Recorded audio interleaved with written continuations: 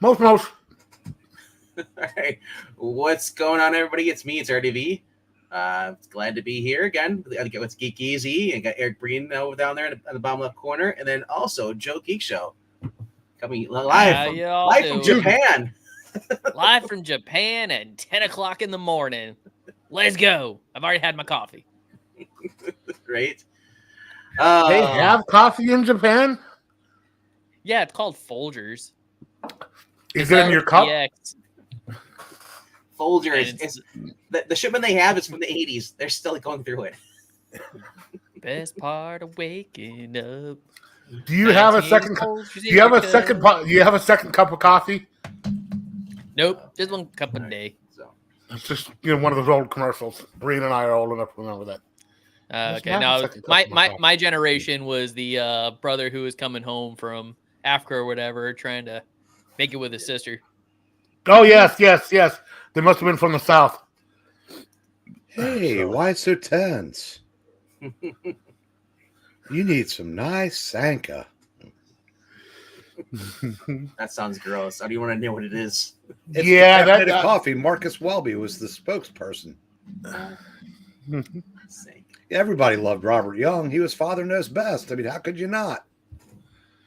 Yeah, that also could be something a little different in the South. Yeah, Father Knows Best. Uh-huh. All right. For those of you who are just joining in there, and it's your first time here, we don't mean to scare you away at all. But we're going to be talking about some new comic books this week coming out, plus some back issues. Get much worse. So stick around. If you haven't already subscribed, hit that subscribe bell. Subscribe button and hit the notification bell. I'm out of it too. I think I need some coffee. Budokan. That's actually the name of the building where I train karate. It's the Budokan. Just need some coffee. All right. So there will be no Zach tonight because he decided to go on vacation. He's just living it up on the beach. Did you see that picture he posted of that nice white sandy beach? Yeah. Hey, why does it have to be white, man? Ask Zach. Why is it gotta be sandy? Oh. So you're hanging out with the Bidens or something? Well, at least Zach would remember. All right. So yeah, he did not get. I knew he was gonna go, and I knew he was gonna miss out on some awesome books tonight. And with that being said, we'll just jump right into this. So, who should I go first, or does anybody else want to go first? Go ahead. Hey, dude, it's your show, bro. Like I said, I'm always willing to let him. So, okay, so one of you guys that needs to jump out early, you can always, But all right, just go here to this. Get this going here. And what's up, Mark McGrath? What's going on, man? Maranya, and the three other people that aren't talking. I'm one of them, so there must be at least two other people watching. I'm one of them. Wait, you're in the video, but you're also watching the video at the same time? Yeah, I have my phone. Why? Because I have my own separate YouTube channel. This isn't my. This is my share. I'll explain to Joe why I do it. Where I'm set up. I would have to hunch over to type on the keyboard. If I watch my phone, I can just use my phone. Oh, you do it on your phone. You the sidekick one. You just turn over and just tip your nose. Yeah, so there's and it helps. It boosts the numbers. It does actually. Artificial inflation. I know. Well, the numbers are now, Joe. This isn't one of those quid pro quo things there that you might be a little familiar with from back in the day.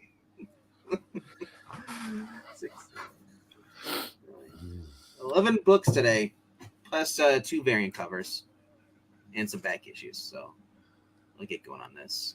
All right. Let me full screen myself so you get that glare from the. Wow, you're gonna full screen yourself, huh? That sounds. Well, on my own. I know. I always get that giant glare from the white round all the screen. Well, that comes from too much full screening. I thought that's from Zach. Number 11 this week. For those who were, I read that yesterday. Yeah, this is continuing the series that's been going on. We had, I think the last one was Phoenix. Phoenix Rising or something like that. But so basically it's Avro, who was basically first introduced in Red Agent. Right. Yeah, I believe that. Yep. And then she joined this other one. It's called Phoenix, and the common theme that's been going through the Grim Fairy Tales has been Cthulhu. So it's actually been something to actually, makes me, instead of go out and pick up the actual main book, because there's other stories, characters I follow are actually appearing in there, and it's all connected story. So this is a continuation of the last 3 issues of that other little miniseries they had. And, well, we find out that basically Avril, she's one of the last keys to basically bring forth Cthulhu into this world. They end up taking over her boyfriend, and the pleasant surprise about this, because I was like, you know what, I'll give it a shot. I wasn't really a fan of the last one.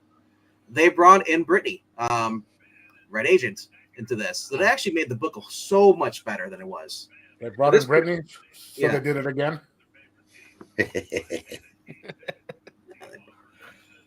So, for those who don't know who Brittany is, she's basically the Little Red Riding Hood of Xena. It's Brittany, bitch.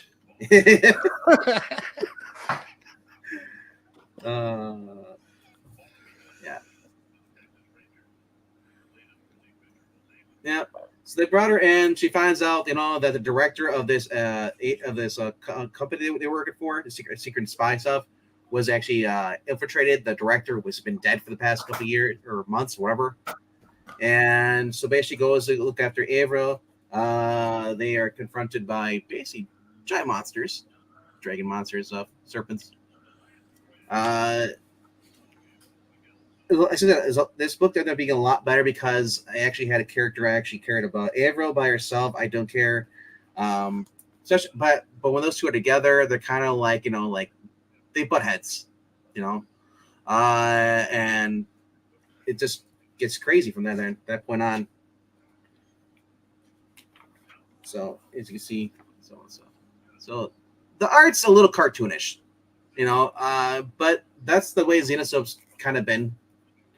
I mean, I would like to have a little more, better art, but what are you going to get? This is actually getting a good story of that stuff, actually, for a change. And that's it's my number 11. But it doesn't mean it's a bad book. It just means that out of all the books I had, it's just my least favorite. That's all. Yeah, for me, what it was because that it is effectively a continuation off a few other different series. If you hadn't read them, it is really hard to get into. And I will say, I did not read the Phoenix or anything like that. Yeah. So I couldn't, like, it was a little harder to understand, like, from a character perspective, and I couldn't fully appreciate it was the deal. It's definitely one of those books where if you are interested in it, you almost absolutely need to go back and you need to read the listed books because and they there's a lot that's happened leading up to this one. They do give you a little book, things in there. It says, Oh yeah, definitely lets you know where to go, which is where good. to go. So I mean, I wish they would have it in the beginning. But I would recommend going back and reading those first. Yeah, like in the beginning, they should have that, like see previous, or continued from this, and and like they used to do with the Superman titles. Check out this one coming out in a week or so. They should advertise the next part. Yeah, well, because what's interesting is when I read it, like it looked like it was being advertised as a one shot, but then it was to be continued at the end, which means it's going to pick up in another book, but it doesn't tell you which book. No, it doesn't tell you. That I imagine pick up in. So I imagine this isn't a one shot. It's just going to be continued into the next book. Normally they only do they'll do 3 issues of a book. I missed the whole format they used to do. They used to do 6. You knew where you're going, especially with Robin Hood. You knew what was going on. Okay, you get this first 6, and then you get an annual, and then it continues. And then they also used to do the Tales of Terror that do 12, one for every month of the year, and an annual. Yeah, and then they start over again. Yeah, Tales of Terror. Yeah, Grim Tales of Terror. Yeah, I love that, and I don't know why they're doing it. They only do couple of them a year now. The good thing is, though, if you're looking to see what books the story takes place in, there you go. You talk about Marvel having connecting. Yeah, I mean, actually, at the end of this one, I had to wonder if this was supposed to be like an event book or something. Yeah, Yeah, how much that's the one that's thing. happened prior to this one taking place. It's definitely not reader friendly. That's for sure. What I would recommend for the Xenoscope, if you're listening, which I doubt you are, but have the Rise of Cthulhu in a omnibus form, or or a compendium, so someone can just grab the graphic novel that way and just read the entire story, versus having to like, okay, I'm going here, I gotta go back here and try to find this book, and the good thing though is that even if your comic shop doesn't have it, you can at least go over to their website, and you can actually go buy back issues for the most part. But I mean, at least you have an idea at the back here. I'd like to give you an idea where these crime crossovers are going to be in. So, all right, so that's my number 11. Number 10 this week also has kaijus. This is Lanzig and Kelly on Batman Beyond Neo Gothic. This book would be so much better if they got rid of the stupid Catboy crap in here, which really brings it down for me. Because I understand, if you watch the show, there was these teenagers. The big thing was splicing their DNA with different animals and stuff. Some people had cybernetics. That the new Scarecrow had had a cybernetic implant stuff.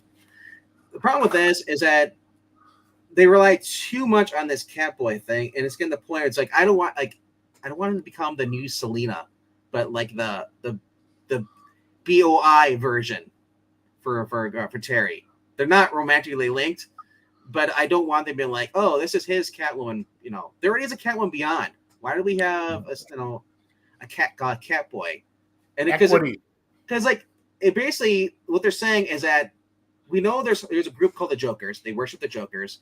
Then there was the Royal Flush Gang people who like those. Then you had now they're saying that there's Catboys. They worship Selena Kyle. That's a little weird. What are you trying to say? It's one thing if you're Dalton Castle, but on top of this, though, they make this freaking Catboy he has magic powers spell, and he takes out Killer Croc with one punch. Shit writing. Sorry. So maybe he's related to One Punch Man. Maybe.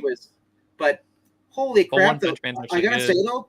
This was great, though. I did like the suspense in this because Killer Croc was there in the sewers, and he just comes busting through the wall, and like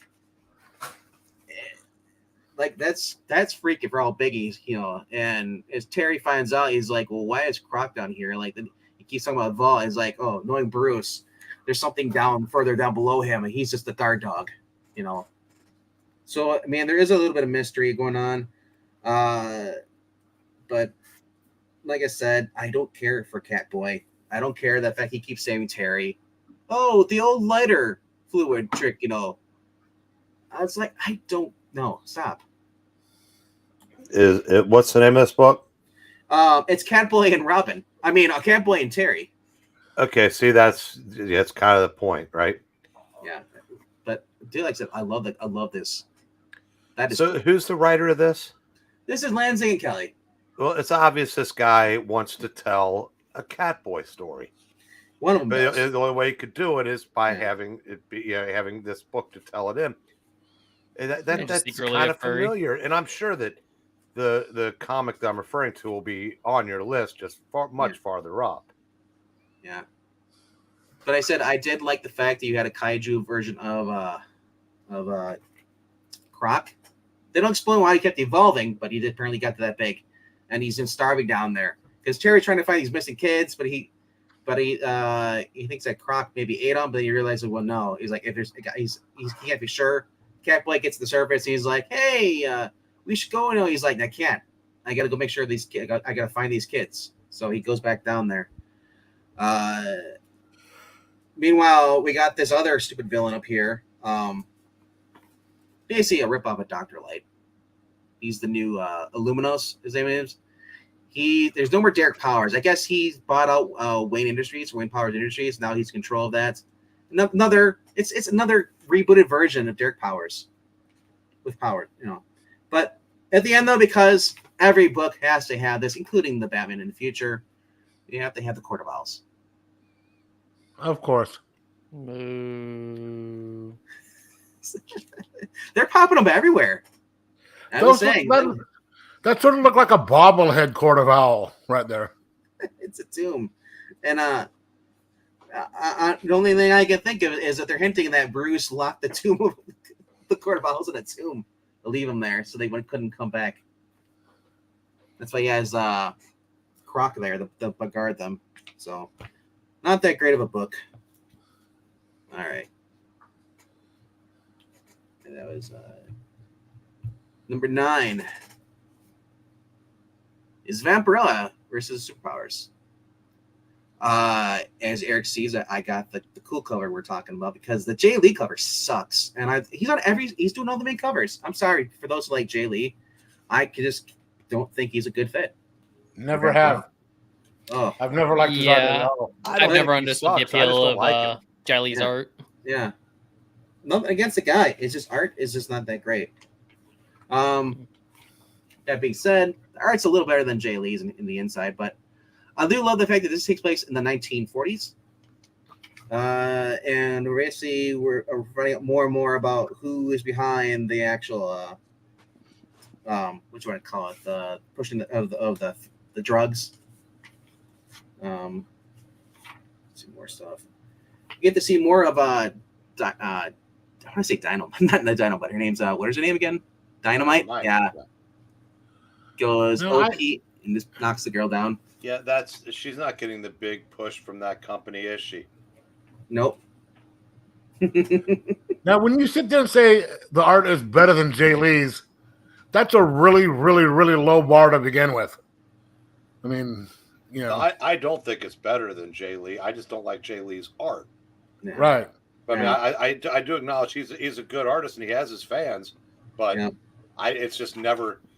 It didn't click with me really since Hell Shock. I mean, the more you could see of his pencils, the less I liked him.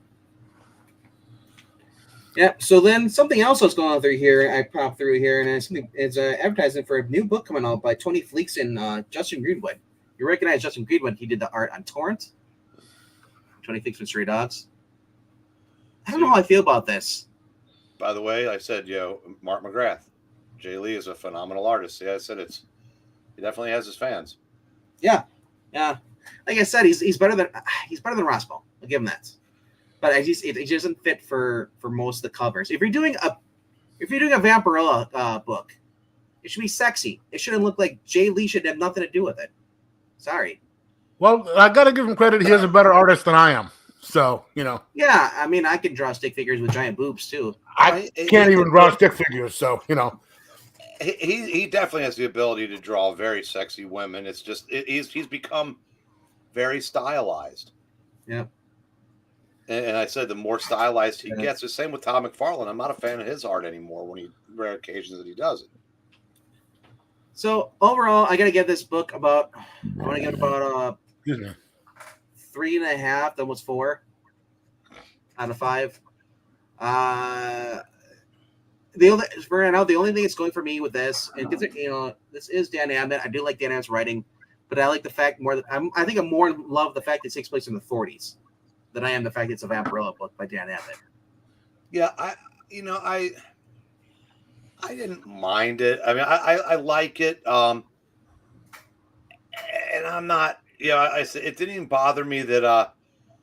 Maybe I don't know. It hasn't bothered me yet, but Dynamite might be a Mary Sue, and I would probably like it a lot better if she gets some kind of comeuppance in issue 4. Again, this is a Vampirella book. Yeah, something should happen to her that requires Vampirella saving her, and not the other way around. Vampirella should always be the main star of her own book. Villain should always fear her.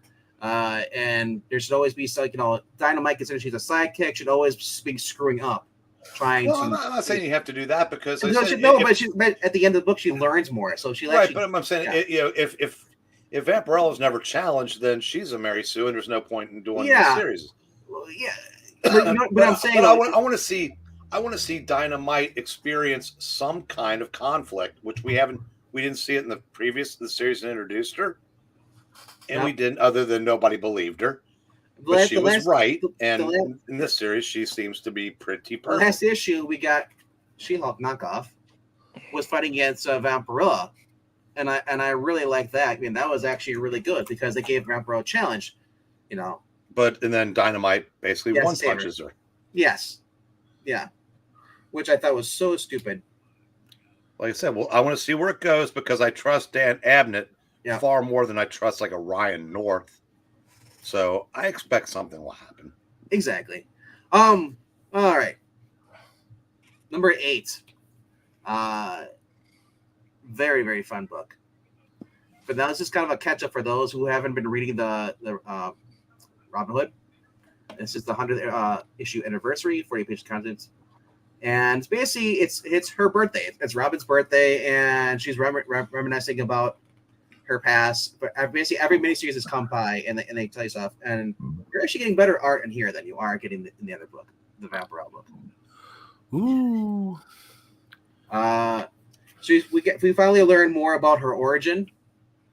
Basically, when she was her parents, when she was born, she was given the power of the light, but then she was by these other basically opposing forces wanted to taint her and other children with this darkness, and take control of them. So we get to learn, as you go through the bubbles, we learn more about each, part of her life. So I gotta say, it was a nice trip down memory lane. This is also I believe this is also going to tie into the Rise of Cthulhu, but overall, this felt like a book. Like I said, I always felt like Belle and Robin Hood are basically what girls should be reading as far as ages 12 and up. Something that they can read and aspire to. It's not vulgar. It's not where the point where she's just a ditz, or she's not selfish. As I said, this is something. If I had a daughter, around that age, I'd be letting her read some of this, and then probably talking about it afterwards, discussing it or reading it together. Because there's no sexuality in this that I've seen, or vulgarity. There's a little bit of violence in this. I mean, I'll say, especially when she throws a crowbar, because she's like, "Oh, I never used a crowbar before," and she throws it and it goes in the guy's skull, monster skull, just kills him. I mean, that was a little uneasy, but overall though, we get a nice team up with her and we get Lizelle from Van Helsing, Liesel. She joins in here, and then we also get another character we've met before too, and a couple previous the Robin Hood stuff. You mean there's no sexuality in the book other than those two lesbians? They're not lesbians though. Oh, no, that's the thing. If there's very, very close. What lesbians? I heard lesbians. What? If they were this is DC, Greg Rucka, they would definitely be lesbians. Well, they were holding each other fairly close. I just assume. Well, because it's modern comics. I understand that. But it's basically like they're friends. Okay. Yeah. With benefits. No benefits, other than the fact that Lizelle gives her exploding arrow tips for her. I'm glad you added something to after exploding. But they end up getting pulled into Shadowland, which Lizelle is another back to one of her books where she actually was in the Shadowland kind of area for like a while. She was stuck there for it felt like an eternity. And we get to see a little team up action, and I love it. She's like, "Man, you got your you guys get your power up, costumes, and she's like, I have no weapons. I'm kind of useless." And then Robin's like, "Well, there's some rocks over there you can throw at the monster if you want to help out." She's like, "Thanks." But overall, they at the end they go back to the bar and see a couple of them friends crossing over. So go party and with a happy ending. She speaks to the guy from the very beginning. And he's like, "Wait, you're in the shadow world? Like your shadow world? You shouldn't have been there." It's like, basically, it's for foretelling something more, ominous coming her way. And you get the little pinup art, in the inside here. This is Eric Bazolder. This is here. So. Nice. Yeah. Yeah, that's the one thing that when Robin first started out, she had to get her own costume, her own weapons, and all stuff. And so when she realized that she had the power light in her, she's able to Sailor Moon transform, and actually had a magical bow and the costume. I love it. They know it's absurd and they go with it. And I got the other connecting variant as well, too. There's three of them, but I want to keep. These were $6.99. I don't want to keep spending that. But wait, did I miss something? Someone said, are those like the girls in the Robin and Hood, or they're all vegetarians? Is that what someone was saying? No, they're not. No. Oh no, they were saying if they were like DC characters or something, they probably would have been characters. They'd be Ivy or Ivy or Ivy. Yeah, you call that or Harley and Ivy. Yeah, what the ship name would be? Ivy. Ives. All right. Okay. All right. Number this is number 7. Picked it up because I'm at the point where now I just want to see where it's going. And there is no flirtation whatsoever between him and Emma Frost in this. It's leading more and more to this is the whole wedding thing. Is this going to be a clickbait ruse to get people to buy the comic book? Are you thinking they're not going to go through with it? No, it's not going to be a real wedding. So you're saying a Batman 50? More like Hellfire. Like there's a the king and or queen. They're trying to capture someone, so they're putting on like a fake wedding. Because right now, Tony gave up his armor because Fei Long thinks he wants Fei Long to think that he has no friends. He tells Cap, "Leave me alone. I'm going undercover, going dark. I don't need your help." He goes and meets with Emma, and then she takes him over to the Hellfire Club, and they're introduced to the White King. Who the White King is Wilson Fisk, because he's joining in the fight because his wife Typhoid Mary has also been kidnapped too. He's pissed. So like I said, they do tease this. They do mention that Tony's father originally was a member of the Hellfire Club. Which father? Howard Stark. I mean, because he was adopted. Remember? Yeah, I know that bullshit. Exactly like him. Yeah, they're not really. They're not saying that. They're saying it's Howard Stark. So overall, decent story. The art here, Emma Frost is drawn pretty hot here. Like I say, give him credits for that. But basically, Tony he goes on the subway. He's because he had to basically go somewhere where nobody can get a signal in, so he can talk to them, so no one can listen in on them. And Emma Frost has been in the armor for the past 5 hours, and she's kind of pissed. Been trapped in there. They have a little conversation, and he basically, they basically chews her out a little bit, because she kind of blames, like, we said we would go up to humans. He's like, well, I told you back into the Hellfire guy that this Fei Long guy was going to pull shit on you, and look what happened where we are now. He kind of snaps on her. Ooh, so he's slow down with all that action. Yeah, Can't contain myself. Well, I'm just saying the fact that Tony's actually got a backbone now. Before with Patsy just did everything for him. Now, Joe, don't besmirch. Yeah. The writing talent of generic Duggan. Yes. How could I do such a horrible thing? I apologize. We actually get a good She-Hulk here too, unlike the Rambo Rollo. Too. Actually doing your job. Poor Rhodey though is getting beat up though inside the prison though, because and he basically wants space. He's trying to break Tony whatever he can. Personally, he wants Tony to revert to drinking. So basically, Tony is basically going underground, going dark. Trying to make Fei Long think that he actually is defeated. And under the advisement of She-Hulk, basically he hands over his armor to Fei Long to make him think that he's won. And so he does. But he gives him the shell. He takes the AI program and everything else, all of it that was awesome out of it, and just throws him the shell. Because he's secretly working on the new one. But and of course, after he leaves though, there's is confronted by the whole entire liquor thing. That's been a thing going through this whole entire series. Is hit one thing after another. Him looking at it, but all right. So other than that, though, like I said, I am curious to see where this is going to go. I did love this cover. I do love the art design of the armor. Like I said, I'm hoping that they actually do not get married, and if they do, it's still better than Zobel Spider-Man. Yeah, and I don't really hold it against Jerry Duggan for making Will Tony start drinking again a central theme in the book. He saw actual comic book writers do that, and I can do it too, and I can do it better. anything you can do. Well, now it actually makes sense for him to be an alcoholic, considering his life. Yeah, he's being written by generic Duggan.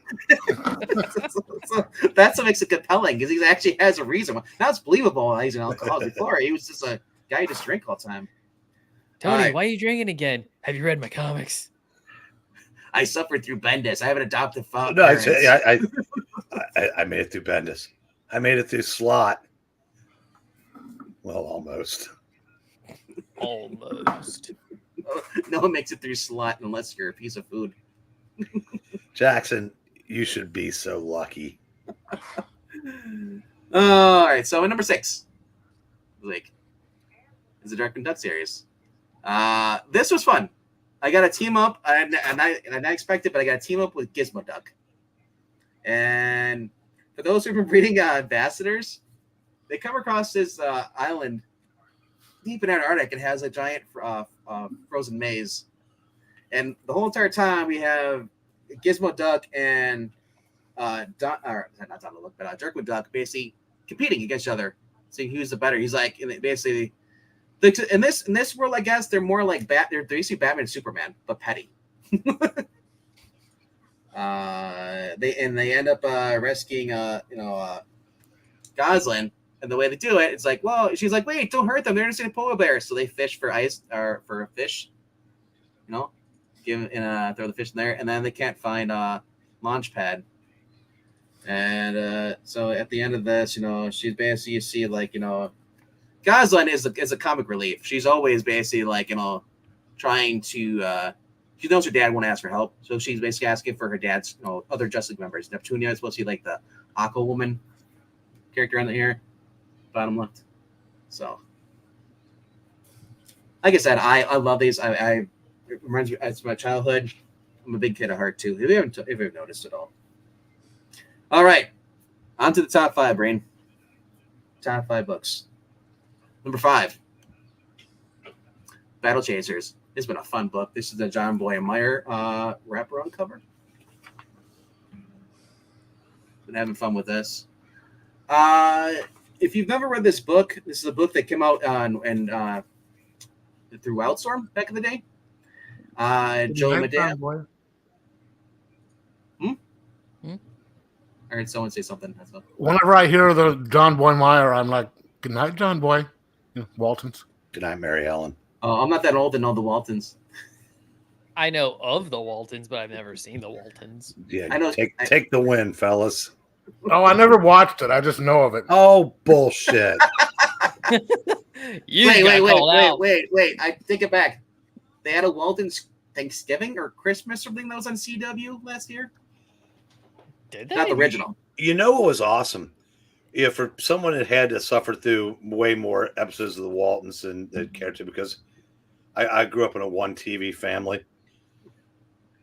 When he played show in the house. He played an agent on The Americans, and he got whacked. And just seeing John Boy found brutally murdered just kind of worked. See, that's how you know the generational differences between me and Breen and the rest of you. There was a time when you had a one TV house, you didn't have remote controls, and there are 3 freaking channels. Oh, excuse me, there was remote control. It was you. Yeah. That's right. Yeah, the youngest child was the remote control. Oh, no, when I was growing up, we were a one TV household in the living room, and we had to change it by hand. That's not just a you thing. Yep. You had 4, 6, yeah, 12. you got the little click, click, click, click. Dials. It was like 4, 6, 12, and 18, 24, 36, 55. Now, I got to tell you, when I was like 10 or 11 years old, we had a second TV, and it was in the den, and I was in there watching a show called Circle of Fear. It was called Ghost Story. Sebastian Cabot was the host, but he dropped dead, so they changed the title to Circle of Fear and got rid of the horror host. And the TV broke, and the episode was about a haunted TV.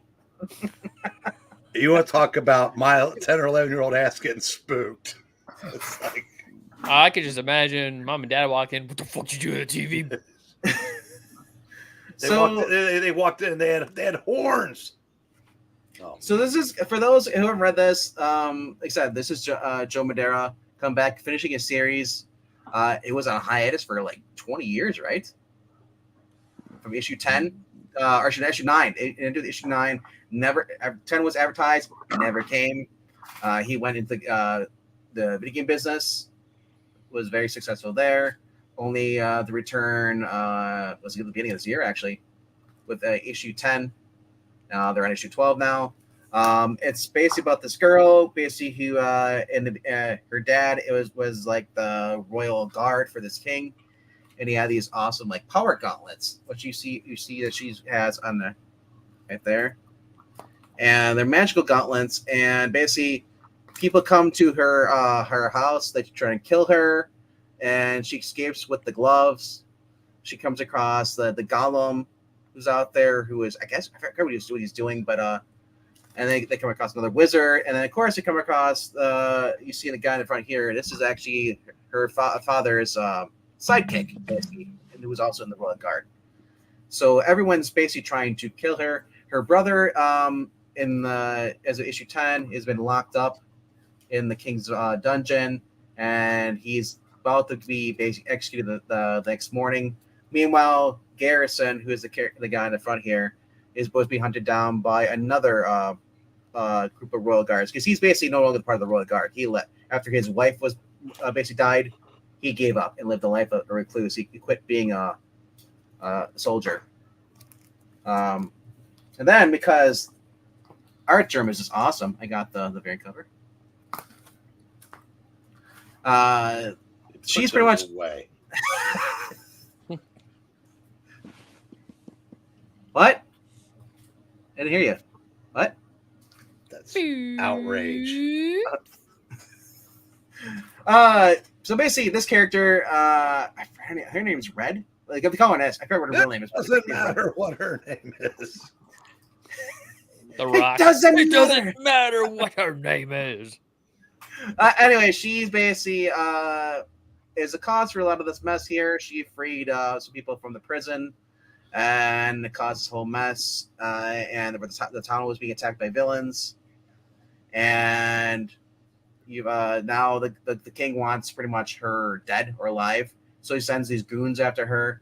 Garrison comes to her aid. There's a slow kind of building romance between her and Garrison, but Garrison kind of is like, nah, he's the good guy. He's the Nightwing, and she's kind of kind of like the I guess you could say Jade or something like that, or I don't know, but anyway, a fun story. Very manga-esque, very anime style, or let me see. Some of the art here, so it's cartoonish and kind of anime. So like I said, when this issue 10 came out, Zach and I were talking to Ash and Comics. Yes, he has a channel. Go check it out. Told us about this character. He's like, he was just going, dude, you've never read Battle Chasers? It got a video game and everything. It's like, I remember seeing it. I also remember seeing Guilty Gear and those other ones for the PS1 back in the day.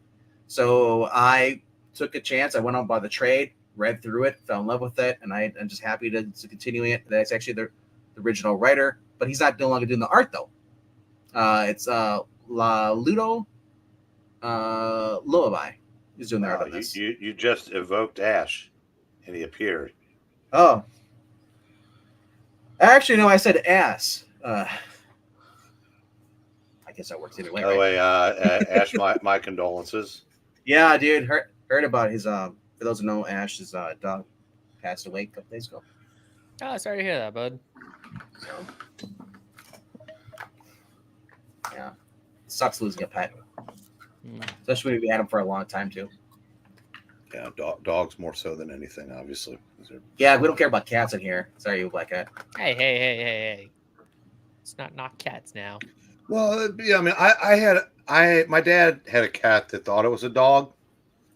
It's the only cat I've ever known that would come when you called it, because it was in a house with 2 or 3 other dogs, and I think it thought it was.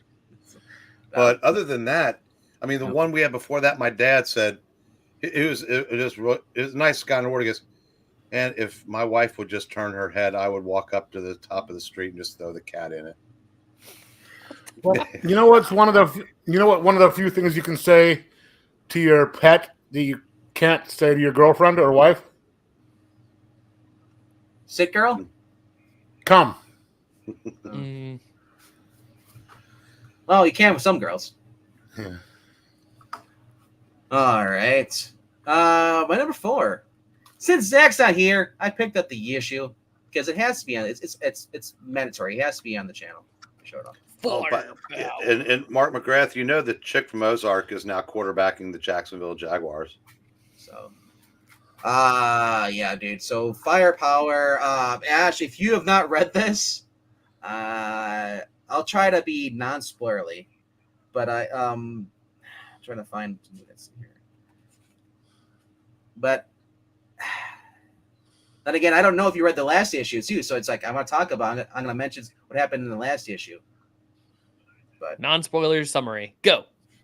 So for this issue, it's continuation. Last issue, Chicago was decimated by the dragon, and the military went against them, and they basically could not, yeah. You guys read this issue, and hello to Imperial Goddess. Check her out over on Twitch. It's Twitch, TV/Imperial_Goddess. Plays a lot of video games over there with her fiance Aries or boyfriend.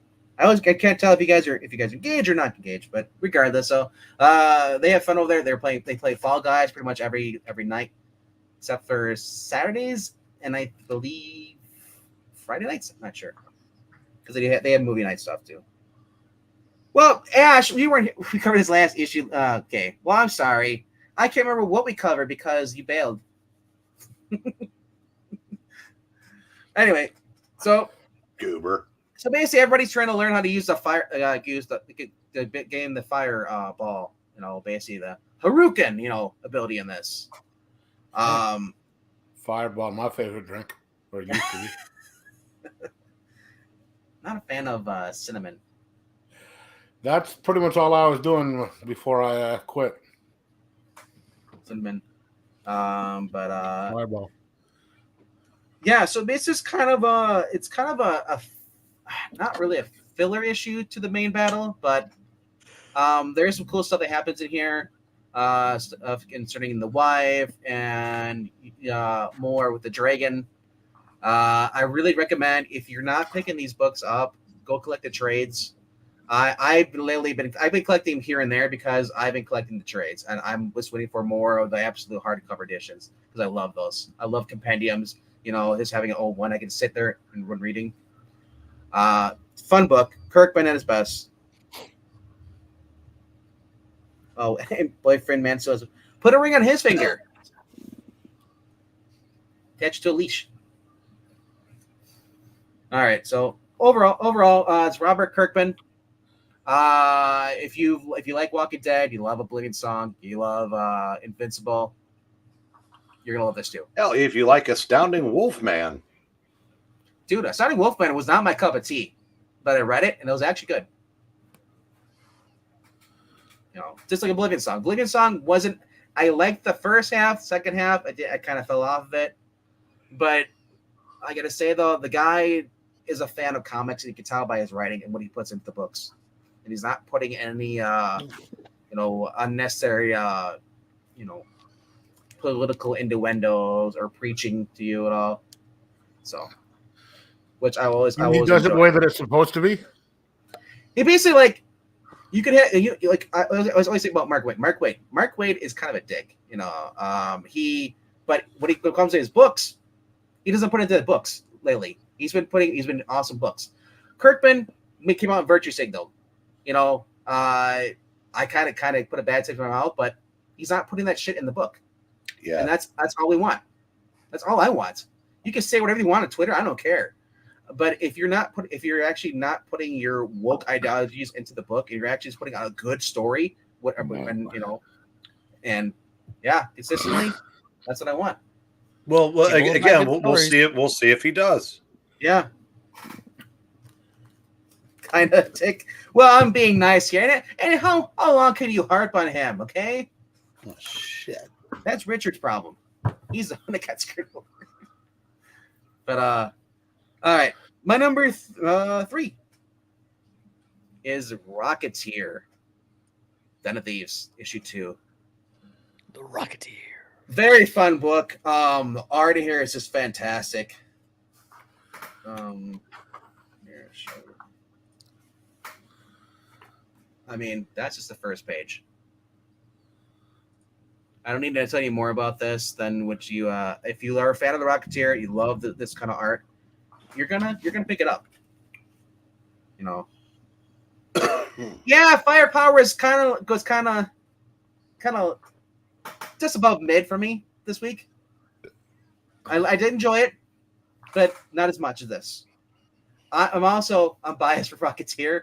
Rocketeer, I love the movie, and I love when they actually keep him like, you know, kind of to the original Dave Stevens, you know, style. Hope a particular phone call made in this issue isn't a harbinger of things to come. Because he called the chick that saved him in the last miniseries. Yes. Called her up and she cut him off. Yeah, well, we'll see. Because the other guy showed up, so. It was a CIA person, lady. That's what it was. Yeah, not the Great Race one. Oh no, he did. That's it. It was. That's what he called it. See the Great Race. Oh, you're right. It isn't here. Yeah. It. Yeah. But I don't know. When she shows up, this will be your faith, bro. Hey. That looks like a complete Richard right there. That face right there. Yeah. No, I mean, if she shows up and saves him again, I'll finish the series, but yeah. I'll never read another Stephen Mooney Rocketeer because I have read the same one twice. Then. Yeah. And Ash, I understand you and Zach like Firepower more than I do. One could go without reading Firepower. That's kind of how it is for me. It's not like I need to read the next issue. Books like these are the ones I want to read the next issues of. So, I'm not saying Firepower is a bad book. It's just saying it's not my cup of tea. Well, Robert Kirkman is on Ash's kidney list. His kidney. This obviously this guy isn't. Yeah, but overall, it's as a Rocketeer series. I've been starving for some more Rocketeer books here, and just more. And I'm just glad that we're getting more of this. It's just that, as Engeltine over Loud says, careful what you wish for. What more isn't always better than what you have. All right. Number 2 for this week is actually the Diamond Adventures Continue. I have just been having a blast with this series. And we got Man Bat, we got the Court, and now this is, like I said, Court of Owls have been popping up everywhere. Court of Owls have been in this series, but they've actually been written better here. So we have Ivy and Harley, of course, living together. We're Selena had gone to them, and in the last issue and Cordell shows up, Batman and Robin show up, and basically just kick the crap out of them. The only thing I don't care for is that quit drawing her looking like she's Tim Drake's mother. Or Tim Drake in general. The hairstyle. I don't understand that. You know, she didn't have that hairstyle when she was in the series. So I don't know who creative decision with that. But then when you see her Later on, her hair is it's a little different, but still, it's like at this point, people are going to start speculating that Tim's her son. But Man-Bat's in here too. Corderalls are after something. We get to see Langstrom's wife in here. So if you're a fan of the series, I would say check this out. And yeah. Or if you really want to, if you really just feel like throwing up. Yeah. What is that? That is Tom King, Teenie Howard. Oh, Gotham War. Because the Joker War and that's what, that is something that does not exist. Look at that. Chip Zdarsky, Teenie Howard, Matthew Roseberg. I'm sorry, I thought it was Tom King because Tom King's always reading the right in the Bad Cat. So it's Chip Zdarsky, Teenie Howard, and One Ring Rosenberg. Yeah. Oh, yeah. Like I said, it's something when I see that crap. But I mean, also Ra's al Ghul has been basically pushing for them to. He's dying. He can no more use the Lazarus Pit anymore, and he wants Bruce basically to check out this, this stuff that he basically. It's grain, and it can grow in the most harsh conditions. He has Poison Ivy kind of looking into it for him, because Bruce doesn't trust it. And Talia is pretty much wanting him, like, you don't trust my father. What's it going to take for you? This kind of went crazy into this because we end up getting Catwoman and Talia kind of like running into each other. So yeah. So that's the end of this issue. But my number one book this week, man. This is the best book of the week by far. Ash, if you haven't read this or anybody that hasn't read this, I would suggest turning away now because I'm going to be talking about this book in depth. Holy crap. We get people revealed, and also here, I'm going to tell you right now, we have in this book, as you can see on there, we have ambassadors. And holy crap. Yes, Marani, spoiler alerts on this. I don't know how they're going to get through more issues. Things really seem to be coming apart for our heroes. All of our heroes. Suda did there? Yeah, yes. we were theorizing about who this girl is. She's not Hit Girl. Hit Girl appears later in the book. But who does appear in the book is the Chrononauts in this book, this issue. Along with, I believe this is the guy from Prodigy, I think it is. Yeah. Holy crap. So they go back to 1985. I believe it's yep. Yeah. And the year I was born, it was great. I got to see them. It was awesome. But I was 16. So when they first arrive, what do they see?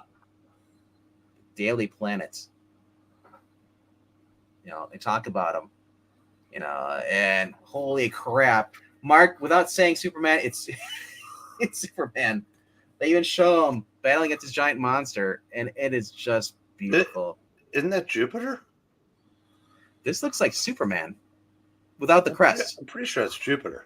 Because why would Jupiter? Or the main character, like the guy, the superpower dude from that. Yeah, but why would they have? Unless he's saying that Jupiter worked at the Daily Planet. That might be just like a little nod. Innuendo. No, just like because I was like, because they had a red cape and everything, so that looks like the Daily Planet building everything. Yeah. In case I'm not awake long when you guys get talking about that, I'm curious to see who that is. It's not Superman. Yeah. It's not. They're not using. I mean, they're not going to call him by his name, but they have his cape locked up. Of course, as everything goes amazing, goes right, everything goes horribly wrong. They are just butchered when they come back. So much for the smartest, richest man in the world. Oof.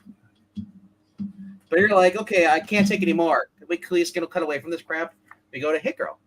Here goes there, and she runs into your buddy Eggsy, the Kingsman.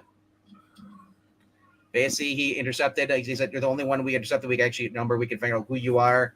So we end up saving her life. Sniper. We get into the ambassadors, going to find their actual their missing teammate, and they got all their powers are back online. They teleport, only to come across Nemesis, who basically has all of their powers. He stole them for 5 minutes and just slaughters them. And if you're a fan of ambassadors, it just feels like a gut punch, really gut punch. But man, this art, I just love the art on this. After the Roz. So I need a uterus to have an opinion about women's health. To have an opinion. Wait, what's that about What? a uterus? Oh, nothing. Sorry, I didn't realize my microphone was on. I was something that was on my phone. A uterus? Yes, I've got 2 or 3 of them on my phone. Yeah, I 2 or mean- 3 uteruses on your phone. Okay. This is just brutal, man. We covered ambassadors on Ash's channel, and just a fun book. But the fact he just kills them, he says, "I'm going after the nightclub next." Yeah, don't you get the feeling that there's No. either going to be a reset at the end of this series, or he's going to have a lot more free time on his hand to do that So- Superman book. That's what I'm thinking. Because I'm thinking that Hit Girl is going to end up using the Chrononauts machine to go back in time. That's what, because unless it gets destroyed, you just saw them get shot, killed. So there's going to be a massive reset. And I don't know how I feel about it. I think a massive reset where everybody just basically gets destroyed, and then we're hunky dory back to life. I mean, or do they all stay there and they fail, and just the villains just continue going on with the way they are? Because we also want the Magic Order is going to be involved in this too. Who are also That could be your reset. That it could Yeah. be by the way. yeah. I don't know. But- I mean, part of me thinks, what if this is just 5 issues of every other Nemesis story where he just easily beats everybody and kills everybody? Pretty much. That's what I was thinking too. I was like, oh Yeah, man, and he's just going to get butchered. But if they did that though, then people would probably Yeah. decide they've had enough of Mark Millar. So that I don't Sure, that's what I think. I definitely think there's going to be a reset, and you're going to have I think the very final thing is going to have the heroes versus the villains. That's your final payoff conclusion. Kind of like you saw in Ambassadors at the end. You had the villains versus the heroes. I think it might be something like that, or it could be like Nemesis, the first series, where even though he loses, we find out there's like 1 billion in Nemesis. He's not the only one. All right. Do you guys want to go over to your new comic books, or do you want me to go through back issues? I only got 3. We've covered all 3 of those. So if you, in the interest of saving time, if you want to go to one of these other 2 fine gentlemen, I want Sure. to see your back issues. So that's that way I can save a couple minutes. All right. Do you guys want to go next, or you want me to do back issues? I only have. Or- We didn't get our DCs in until like a few minutes before this one was in. Yeah, you didn't miss anything. So I've got I've got a few back issues, so you can do whatever you want, and then I'll just do everything here. All right. One shot. If you want, just go do whatever. Whoever go. Let's Or I'll go, go now, or let's whatever. go and let Geek Easy go. So we can save yours for. Goodbye, Geek Easy. That's not Hey, that's not what I meant. But now you mention it. Now that you mention it, The light's behind you. You'll be safe. I'll go into the light. All right, sorry, I just had a kind of a medical thing over the weekend. I sound like I'm a little messed up. I'm no more messed up than normal. I So- couldn't tell the difference. I just told people you're drinking for both of us. Well, I was doing that up until 20 months ago and can't do that anymore. So So I can't do it either. So I figure if I'm lying, I might as well just bring us both into it. exactly. So I think I did enough for both of us, for the next 2 up until like 2030 anyway. So I think we're both fine. I don't remember 2 years of my life. Right. You're up. I don't remember the next 2 because of the amount that I did, but that's okay. You win. All right. So I have tenement number 3. I need to go back and read number 1 and 2 just because this is one of those things where if you've been doing so much, you don't remember exactly everything that happened. But this is a good book so far. It's Jeff Lemire, however you pronounce it. But I need to go back and read the other two. Just go read it again. This is really good. Marania, Huh? Marania says, "Welcome back, Angry Otter." I'm just thinking, "Welcome back, welcome back." Sweat hog. All right. Then we have Ribbon Queen. And I saw someone McGrath asking about that. That is number 2. Good book so far. Then we had, this is a series that I really, really like, New Bern, number 10. It's coming back with a new arc. And of course, something really new that's brought up something that hasn't been used a lot of since it came out. Amazing Spider-Man 300. Oh, nice. That's original. Yes, because it's not like we've seen the bad guy in this one every other minute of every other day in every other comic in Marvel lately. And that is the new stuff. We do have some back issues and stuff that came in. Black Mist and the Blood of Kali. That's something that I got the first issue one in back issue things that I want to order the rest. And this came out. You see that it's not a normal comic size, so that's really kind of weird. But we're at $1 a week this week on some of these things. So Interceptor number 1, I have no idea what that is, but it looked like it'd be pretty good. I saw this, and it looks like it might be good. Wolverine and the Hulk.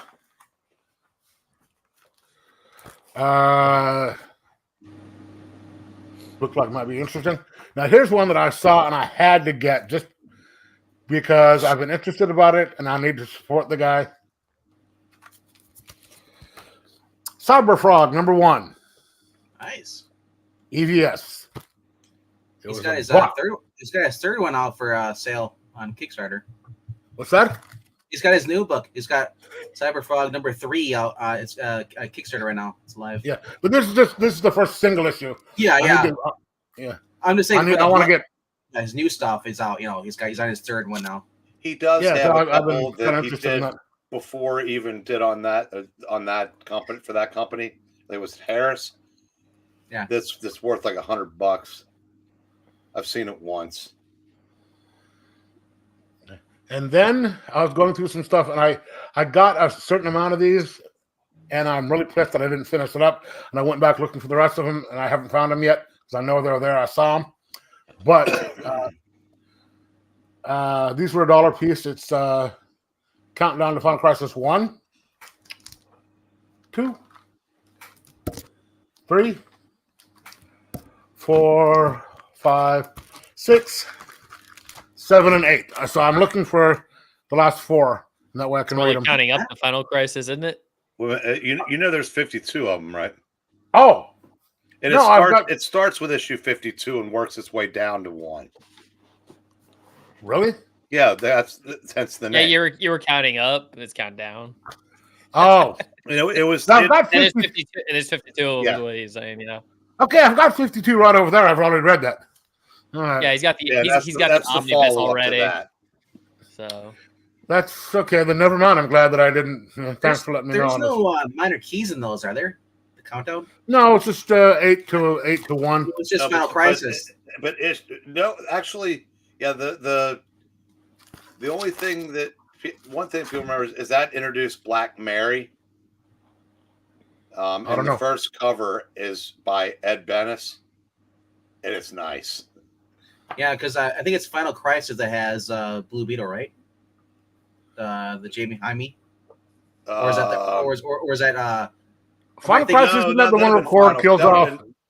That would have been Infinite Crisis because his first appearance is in Infinite Crisis number 5 or 6. Dude, who was Final Crisis? Was that the Aquaboy? I don't. That would require me. The other Blue Beetle was Cord. From that. No, I'm thinking of there was one of them. I think it was the new Aqualad, the one that's the gay one. You know, if you go on to Comic Book Realm and look up Infinite Crisis, the one that's worth $30 or $40, that's the one with the first Jaime Reyes. Really? Wow. Yeah. What was Infinite Crisis again? Infinite Crisis sequel was to Crisis on Infinite Earths. Yeah, that one was good. That was really, really good. What year was that though? Was that 80s? No. That was No, Infinite Crisis is the one that led up. I don't know which ones are which anymore. Well, if you'd let me tell you, tell me, sir. The story itself was 2006, but there were stories over about 4 years leading up to it. Okay. And then Grant Morrison found it necessary to do another one about a year and a half later, and it sucked. I thought it was like Final Crisis number 7 has the first. No, one of the Final Crisis I think has might have first Calvin Ellis maybe, or one of the Black Supermans. Yeah, I'll say New 52 Action Comics has first Calvin Ellis, but yeah, one of those I think. Okay. Anyway, then today I was at our local used bookstore. Saw this. Nice. It's kind of it's a magazine size thing. It's only $8. Because I still have to read the whole first stuff of them. Right. Then they got me this at the shop. Oh, very cool. I love these old ones. I mean, this is the old. They do it in the old style. Yeah, Vegman and I get both of those every month. Vapors Carmilla. They have Carmilla on this one. Retro Fan. They have the Jack Kirby. Retro Fan. That's a different company. Oh, is it not tomorrow? That's Tomorrow's. No, this is Warrant. Oh. Yeah, it is Warrant. Okay. This is a Shutter, and what was the other one you were just saying there? Carmella. Yes, I get both those. It was also creepy. Was the other one? Is there still yes, and I just ordered. I think I've got a creep coming in, and I just ordered some today to come in, so they should be here soon. They haven't shipped yet, but I got one coming in, and then another 2 that I just ordered. So Creeps was the original title. James Warren, we found out unbelievably, is still alive, and threatened to sue because he's an old idiot. And so they changed the name to Shutter, but the first issue was the first cover of Creepy, note for note, just with the title being Shutter. Mm. So it was a legal up yours to that old man. Yeah, as I said, I like the fact that I was showing Eric yesterday out at the shop. They have Jack Kirby collectors and all thing. They're gonna I have a book up here. It's an old Kirby and an old horror. It's Kirby and Simon, I think it is. It's their magazine. It's a monthly magazine. Here's a summer. So the last one I have the omnibus sitting up there. Yeah, there's a romance omnibus. There's a horror omnibus. Simon and Kirby did so much together that there's collections for pretty much all the genres. But I love those. I was looking at those collectors magazines here. If you're a fan of that stuff, that era, they had all the cool stuff. The Kirby collector is nice, but it's like I said, it's obviously very pro Kirby, as it should be. Mm-hmm. But it's almost sycophantic in places, if that's the and also that stuff isn't anywhere near as good as the EC stuff. Maybe I'm just biased, but I love the old 50, the EC Gaines stuff.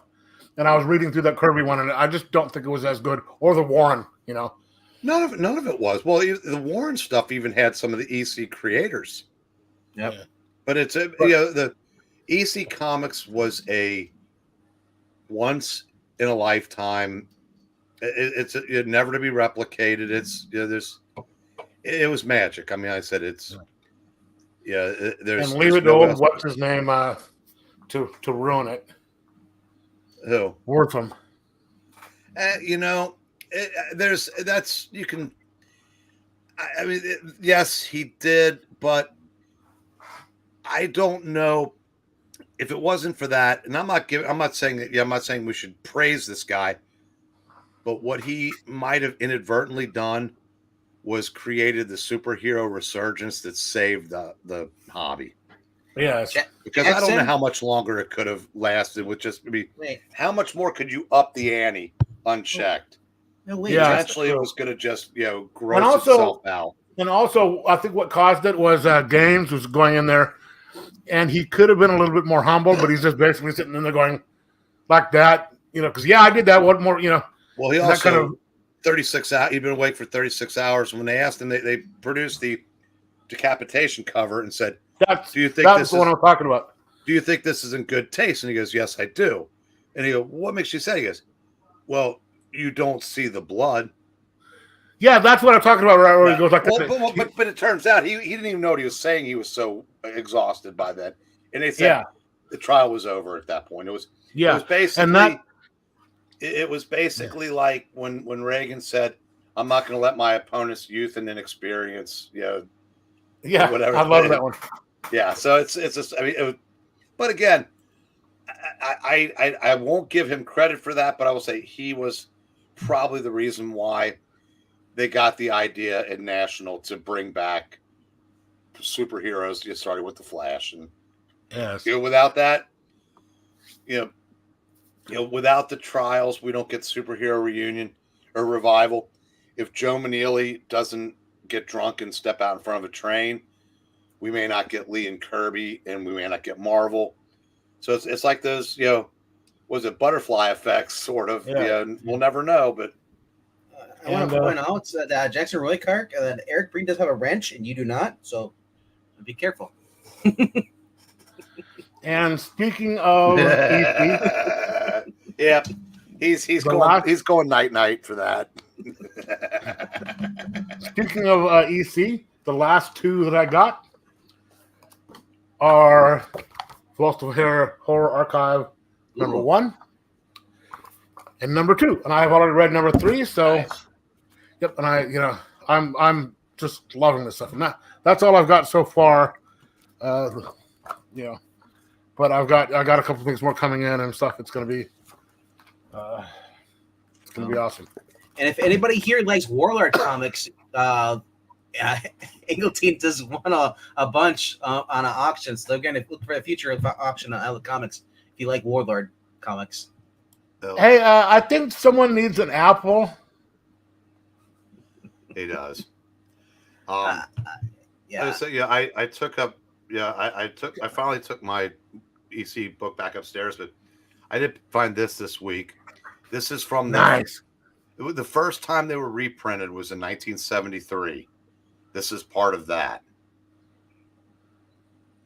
So the company's been around for a while, and the reprints are 50 years old, and they've been reprinted several times since then. But these are really cool. Yeah, but to sit there, someone come on, Marvelous today's EC. That's just he's trolling me. That's his gig. Okay, I'm gonna say someone needs an apple. No, I was gonna say, he does. Who needs an apple is actually a Joe. He's trolling us.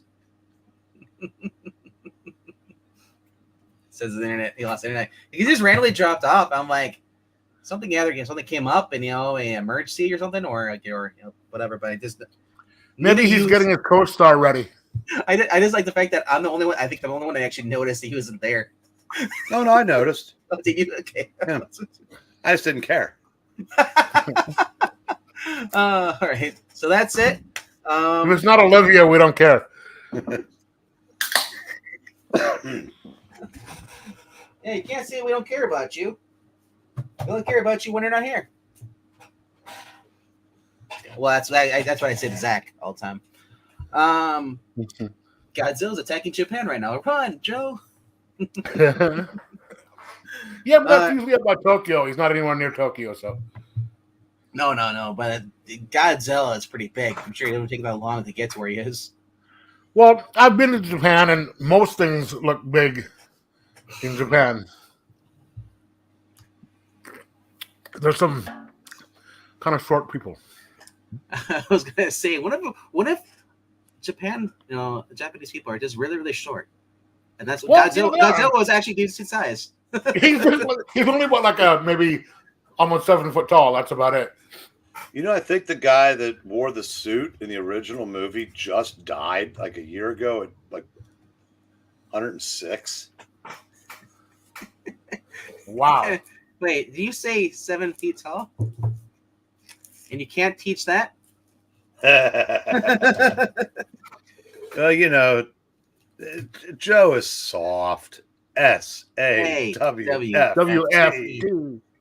So Hey, Venkman, what do we got here? I think we got a couple haters. You know that Enzo was actually just in New Japan. Hey, did you see where AEW has this show on YouTube called Hey EW?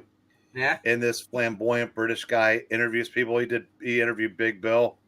Big Bill he's a great guy. Yeah, he's a really good guy. I mean, he's really got a good personality. Yeah. He doesn't get the show because, what they need to do is turn him into a big show that doesn't turn face and heel 4 times a year, because he's definitely got the personality. All right.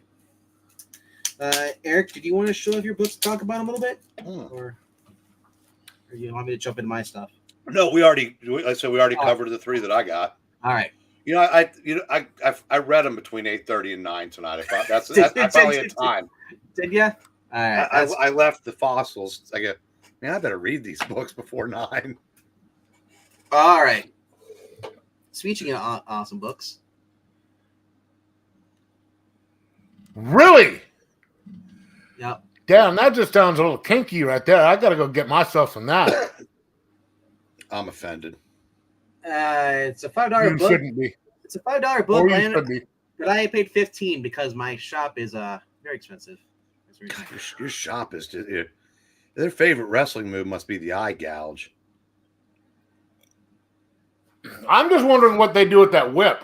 That's what I'm wondering about. Well, I don't know. Yeah, Jackson, it's over on Gratu's channel. It may still be going, or it may have wrapped up by now. But this is Jimbo Lent with Chuck Dixon. So you're getting the good Catwoman with awesome Vampiro. The only time they cross over.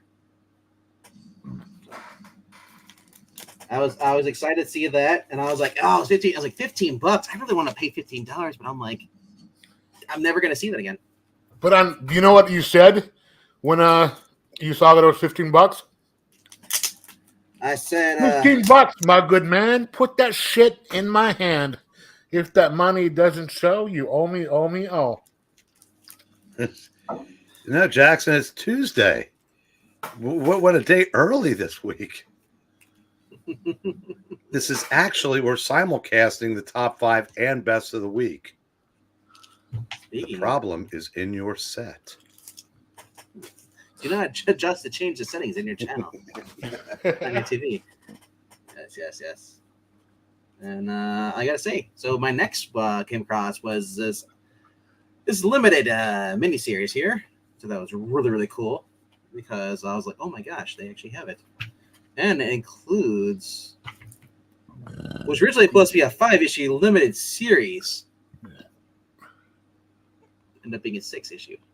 It's Brubaker, Brian Hitch, and Butch Geis. I have a couple of those. I think I have those back, the trades back there somewhere. I haven't read them yet, except for the first one. Excited to have that. And then issue 2 is a wraparound cover. Ooh. Love me some Brubaker. Continuing with 3 is also a wraparound cover. Awesome. Look at the detail in that art. I love that. Are we going to be picking up this Straczynski cap? Oh, hell yeah. Nope. I'll be getting it for Eric and me. That's kind of like a Neo cover right there. I'm gonna have to get a couple opinions before I do that. I mean, I can pull it off the shelf and read it at the store, but I remember for as good as his Thor was, his Superman was that bad. I didn't like his Spider-Man. His Fantastic Four was pretty good. So he's about 50-50 for me. 5. And I couldn't 5. care less about Babylon 5. So And because and because not a sci-fi guy for that. they decided to stuff. do one more. This is 6.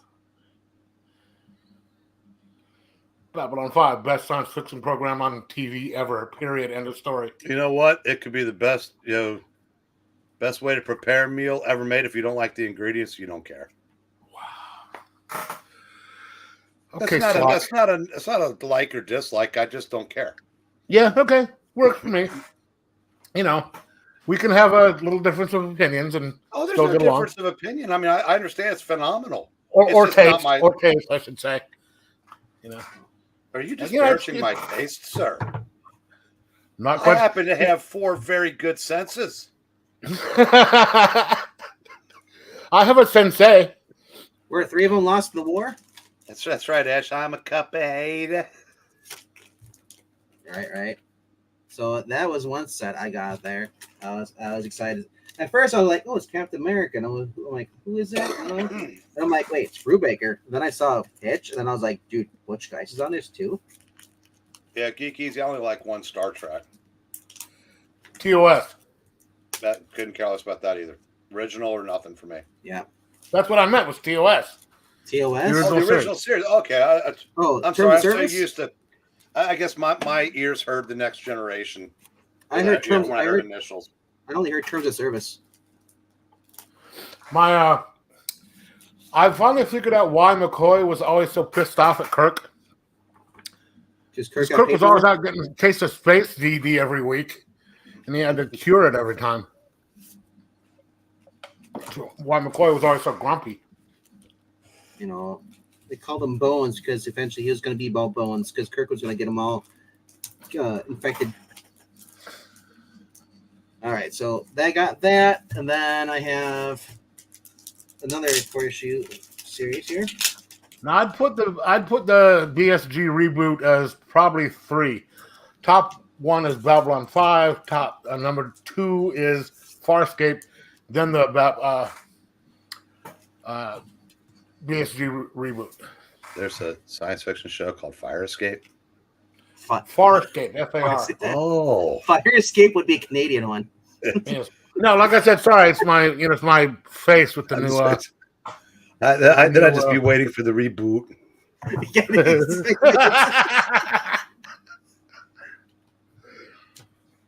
All right.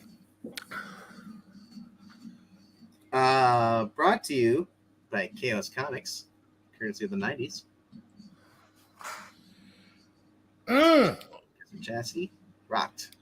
Yeah, he just offended again. Brian Polito and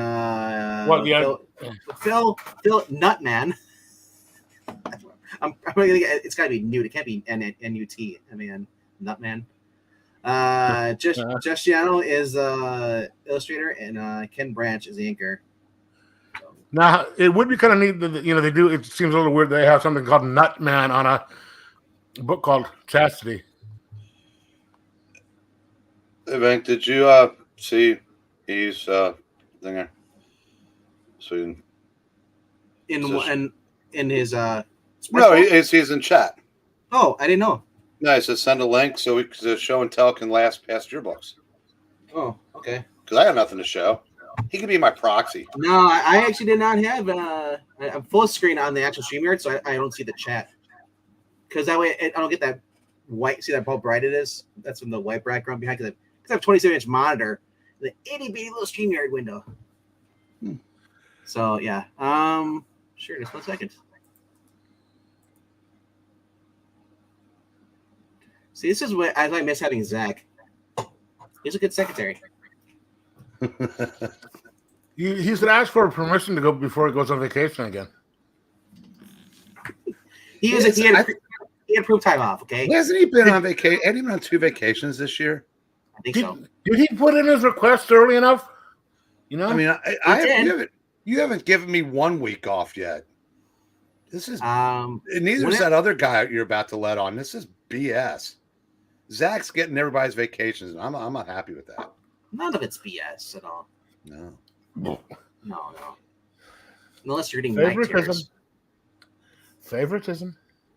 I don't have any favoritism. It's running rampant through this channel. I'm afraid. All right. Oh, apparently somebody mentioned 4 hours ago. My bad. I wasn't checking Twitter 4 hours ago. I was, but not the messages. I was sharing on streams. There you go. The link in there. And Frugo says he couldn't join us tonight because his father's spending the night. Oh, that was last week. I don't know. That's what he said.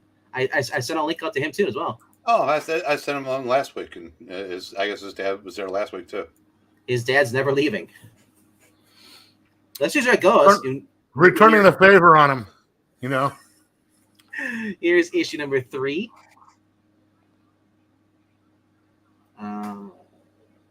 Yeah, that's the actual interior artist doing the cover artist. Art. That Justinano. Yeah. I remember he did some stuff for Image in the late 90s also, if I'm remembering correctly. Yeah. And then issue 4. So. Oh, yeah. Sexy. And now, as you see right there, that's Purgatory. On the corner. Yeah. All of the original Kalos people in the back here. They're now in Dynamite. Well, not all of them. It really is a shame what happened to Chaos. It just sales were going under, or what was going on? They got too many licenses too quickly, expanded themselves beyond their abilities, and it just imploded. Because he's got a new Brian Polito still doing stuff. Coffin Bound? Well, yeah, I mean, I said that, but yeah, Chaos as a company folded 20 years ago. Ish. Yeah. So I guess he does lease the rights out, the Dynamite. They don't own the characters. I don't know. Did Polito own everything? I thought he did. I don't know. I just know that they said that Chaos, in the late 90s.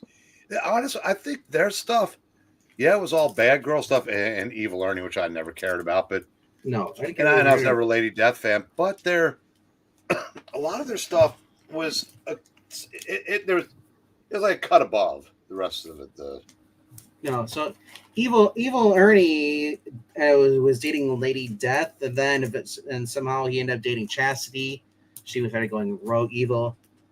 Yeah, it was just I never really got into the series, but I remember stuff like that. But all right, on to the main event, the main course. We saw some of these last night. All righty. I did send E the link, so I don't know. Said he wanted to jump on. Look, he sent a message. Nothing yet. All right. Maybe he just dropped in the chat and then jumped off. Oh. All right. My number. Let's put this. Watch. As soon as I go full screen, you can hear a little bit boop in the back.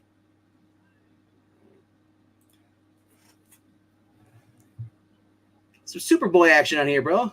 With the best, the very best. The only costume he needs. Doesn't need that cheap cosplay with the shirt and the jeans. Did you put it in sports ball? I sent it directly to him. Oh, to his direct Twitter? Yeah. I don't need to tell him that, then he knows. Yeah. All right. Then, because I have now, these are books I was going through because I already got a bunch from Ease Auction, and I missed the last one from the week before, so that was gone. But so I found these at my store. Carl Castle's on these, so I'm trying to get that. You can actually see the focus. Doesn't want to really focus. But what? Ash. What's up? Last comment. Superboy has a new meeting in the Age of Tom Taylor. Ayler? I don't know who that is. Number 11. Game over, man. Game over. Yeah, it's just. I actually got to. I've heard that line was ad libbed, but at our last convention up here, Michael Breen was here, and I asked him about that, and he said, "Nope, that was scripted. Cameron wasn't going to let him do that stuff, so that was actually written down." Coming again, also here for number 12. Let's skip here. Not a fan of the sunglasses, but hey, it's the 90s. So Superboy with the Eradicator glasses. Number 13 with Knockout. And look at that. It's King Shark. Why, look, it's the Suicide Squad. Yeah. The better one with Knockout. Who likes boys? They kept the boomerang. The nerve of her. Well, she learned better. All right, going to issue 15 right here. I noticed that Kessel takes a break, and a few other people are taking over writing for a while. Same with the artist too. Number 16.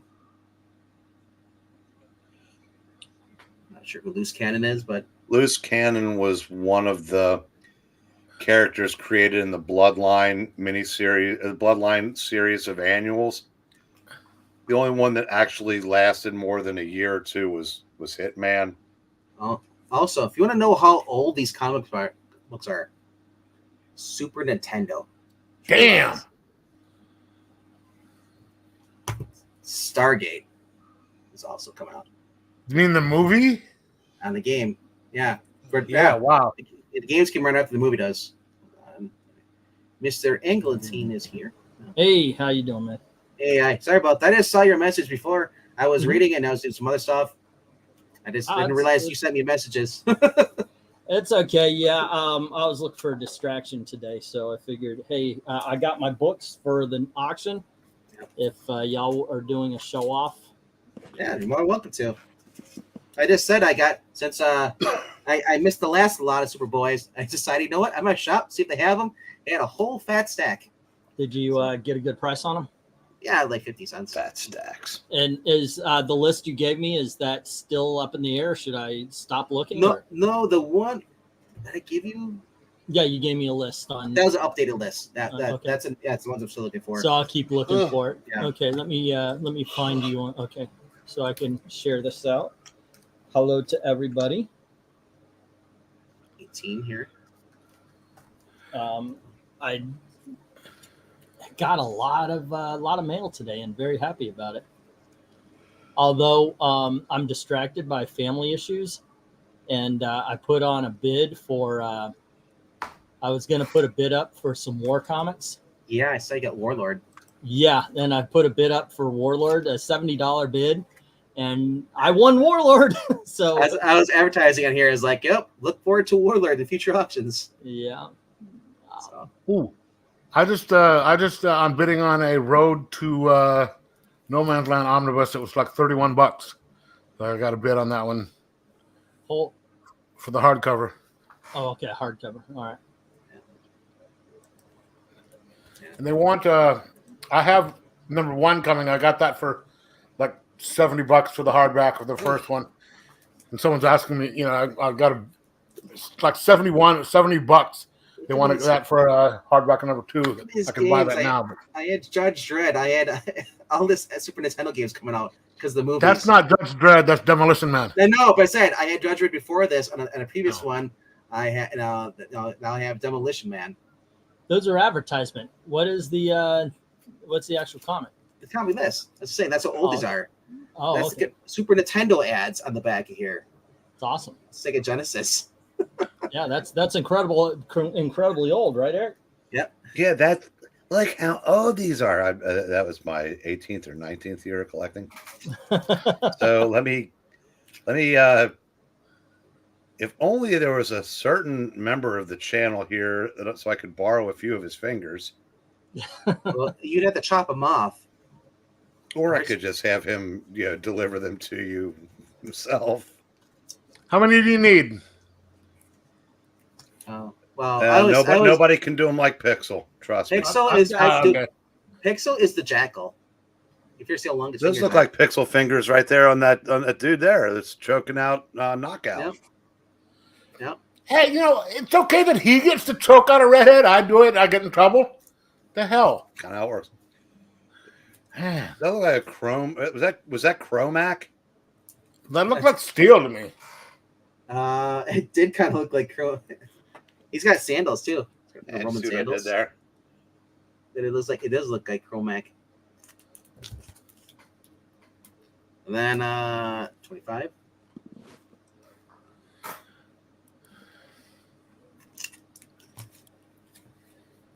$26 versus the giant crab. That Like I said, was though, a fun series. well, the fact that they draw a knockout looking like a knockout, What? and we're not being canceled for actually looking at her. She's got the boobies. She's got beach balls, bro. Well, that sort of reminds me of there's a in one of the what is it, Irredeemable or something like that. They had a sidekick by the name of Jailbait, Now, which I thought was really funny. Her No, power is was being a jailbait. is this Peter David's Supergirl? That was Uncorruptible. I think the one had jailbait. Yes. Yeah. Yes. Yeah. She's the by the way. sidekick of the supervillain that realized he had to fight the hero turned bad, or That, there'd be that nothing is, in left. fact, Peter David's super. It is okay. It is okay. I've got a flash here with one of the best covers I've seen. I mean, what issue is that was Supergirl on the cover? 28. That's Peter David. Yeah. So Well, didn't he end up writing her?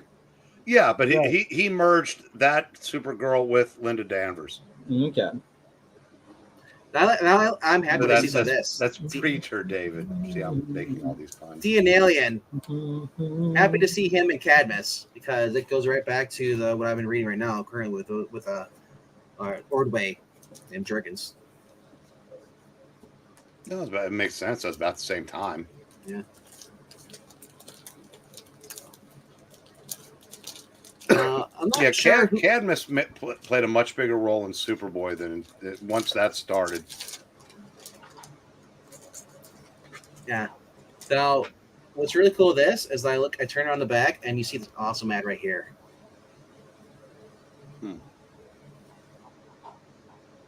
Look at that USA Network logo. Whew. Don't have that anymore. Whoa.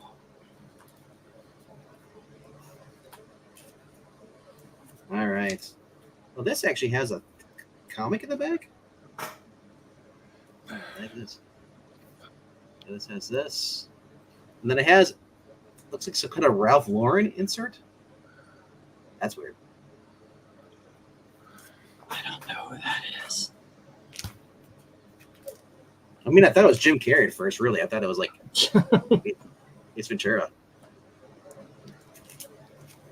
All right, and then we get into Ron Mars taking over for writing for a bit. 33.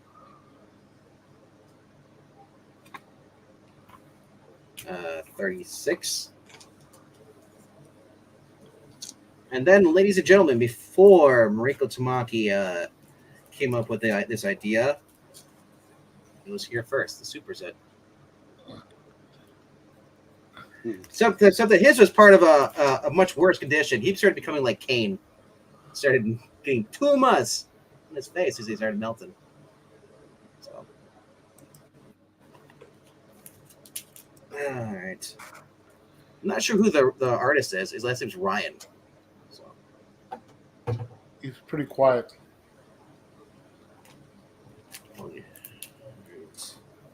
and then this is where it gets interesting because 42 is Sal Buscema.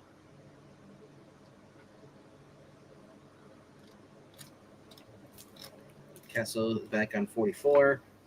Let's continue with Sal. That was really cool, actually, seeing Sal Buscema on something, that's DC. I don't know a lot of older DC books and read a lot of them, but seeing him on He didn't DC do a lot for DC, so Yeah. that's pretty rare. Aaron Lepresti. He, on the other hand, did. I love Aaron Lepresti. 87. I think this is Joe Kelly.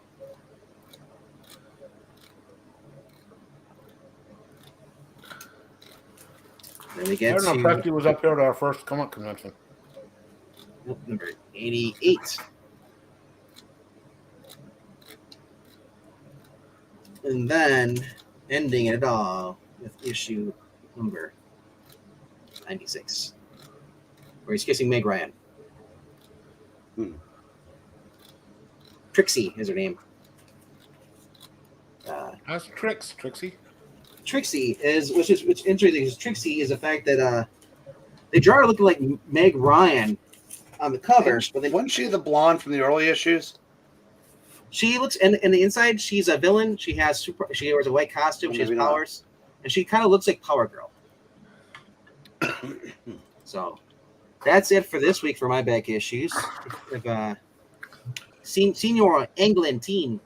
Hello, Ken. Hey, Gratu. All righty. Yeah, I got the auction, by the way. The books came in today. Yep. And kind of excited. It looks like some of these books that I was hoping would be $10, $15, maybe $20 is going to have to stick in the $5, $10 area range. But of course, I like to build up to that. So these are, I'm just going to do the 1 and 2s. And we got a book. This is from the creators of Puppet Masters. And I think this might be a preview, but it's Subspecies. This is Eternity Comics, I believe from the 1990s. I got Marvel Super Action starring Captain America. Super Actions usually don't sell, but here we have issue number 1. I believe that is reprinting Captain America number 1. A book that doesn't sell, of course, until you have a whole bunch of them is Sandman, but this issue number 11 or something like that. I can't see. No, 35. Okay. Christ's Son, Infinite Earths, number 6. Nice. And then for those Valiant fans, who were we talking about Valiant? Oh, yeah, it was last night. I was on Reese's channel. Here is Archer and Arm. By the way, my favorite of the Valiant comics that came out in the 90s. Archer and Armstrong, number 13. And here is 14. This was actually a fun and funny book. And then there's number 15. Those seem like they're very popular because I see a lot of them in the dollar bins. Yep. I mean, they had to print a lot in order to get in there. 16. Oh, Valiant became huge for a while in the 90s. And then we have issue number 17, 18, 19. So there's a bit of a run here, an unbroken run. Number 20 and 21 co-starring Shadow Man. And then 22 and 23, 24, and then issue number 25. Now, this, I do not believe I put in order this next batch. Some I did, some I didn't. But Shadow of the Bat, number 28. And number 27, 26, 25, we got 24, well, they're in some sort of order. And here is 23. This is all part of the Night Quest, Night Search, Nightfall kind of stuff. So it's not it's Azrael, right? No, this is actual Bruce Wayne. Okay. In the Night Quest, it was Bruce Wayne trying to get back into shape and such. Oh, okay. And he went over to England and kind of wore a harness and such so he could move around a little. Here's he and Alfred. 21. It was he and Alfred. Yep. Issue number 20. 19. Wow, there's a bit of a run here too. 18. 17, we have the God of Fear. And then 16 makes me wonder if what happened in the Bat books a little bit ago wasn't them looking in the back issue bins for story ideas. And we have 15. 14, the books I want to read are the Clayface ones. 13. Are you sure you're not looking for the Human Flea? That's 13 or 12. Here's 11. Looking for the ones that they're close to the animated series Matt Hogan one. If they have anything like that. This is when Batman actually had went black basically with his costume. Oh, the embossed cover. Yep. Unlike I thought you meant something else there for a second. Yeah, unlike him going black completely in I Am Batman. All righty, next up. I think that series got canceled. It did. We have New Teen Titans number 24. And we have Teen Titans Spotlight number 1 and number 2, starring Starfire. There's Tales of the Teen Titans, and this is basically reprinting the Baxter series where they go up against Trigon or Trigon. All right, and this is the second issue, third issue, the fourth issue of that. And after they had defeated Trigon, they had a little celebration. So that's the here we have the entire story. So that's cool. Let's see. Here's issue 68. And then we go into some solo Avenger action with Hawkeye. This is issue number 2. We have the Avengers 272, which is always nice to have Avengers from this era. And here is issue number 267. And we have the West Coast Avengers annual number 1 and annual number 2. And once again, these are all going to be in auction on Saturday. Number 1 is not like a $15 book. Say again? Is it number 1 like a $15 book? Oh, no, that's the annual number 1. Oh, annual. Okay. Yeah, and here's annual number 3. We have X-Men annual number 1. This is the Jim Lee X-Men. The best X-Men. Look at that cover. Oh, yeah. I know, right? That's what you hear when you see that X-Men. That's the music you hear in your mind. It's the best lineup and the best costumes to me. Yep.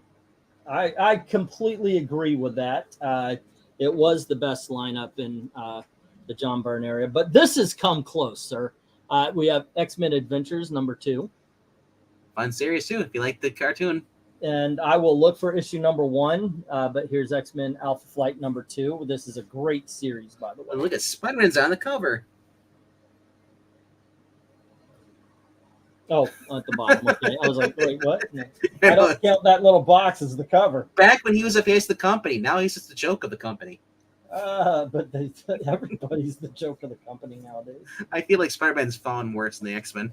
Okay, speaking of Spider-Man, we have Marvel Team Up number 114. Hey, he teams up with the Falcon. And here we have more Man-Thing jokes, issue number 122. Hey. We have issue number 124. And we have issue number 130. Ooh. And here is issue number 132. Oh, that's right. Yeah.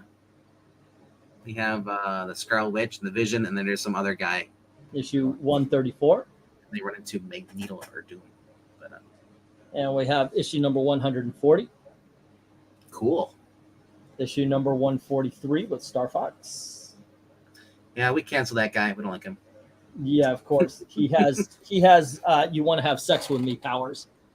So modern audiences do not like him. Twitter doesn't like him. Well, if it's Harry Styles, we like him then, right? Do you know who everybody likes? Iron Man. That's who everybody likes. We like the guy. What does everybody want? Head. Everybody need. Head.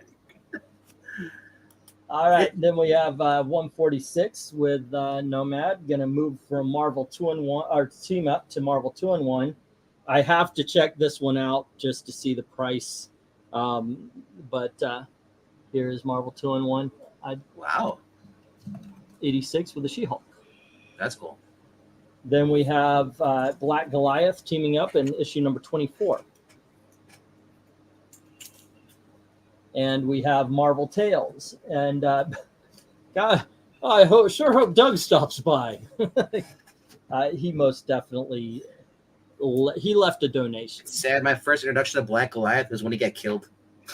Oh, in the Marvel Civil War. I know. I was like, who's this guy? And then they kill him off. I'm like, to learn that he actually was an important character. I was like, oh. It's no increase in value on 88. Okay, It's that's same as everything $2 else. is good. Marvel Tales number 206. That reprints Team Up number 70. Yeah, it looks like I've got some Marvel Tales that are team ups now because Right, here it says. is issue 205. And that would be 69. Hey, Vangman, Yeah. we keep making wrestling references. We would be remiss if we didn't say R.I.P. to Bray Wyatt. Yeah, Bray Wyatt. I forget what his name is. It's Team Wyndham Rotunda. Wyndham Rotunda. But also, Terry Funk just died. Yeah, well, Terry Funk was 79. I mean, he lived a life. 36 years old. He had said he had a heart attack. Here is issue number 211. When did this other guy die? Today? Something? That's a cool issue. And So I mean, not $2? Funk, the other guy. 212. Are these $2 or $1? These are going to be in the $2 books. Sold. And then we have Marvel Team Up issue. All right, number just say go right 147. now.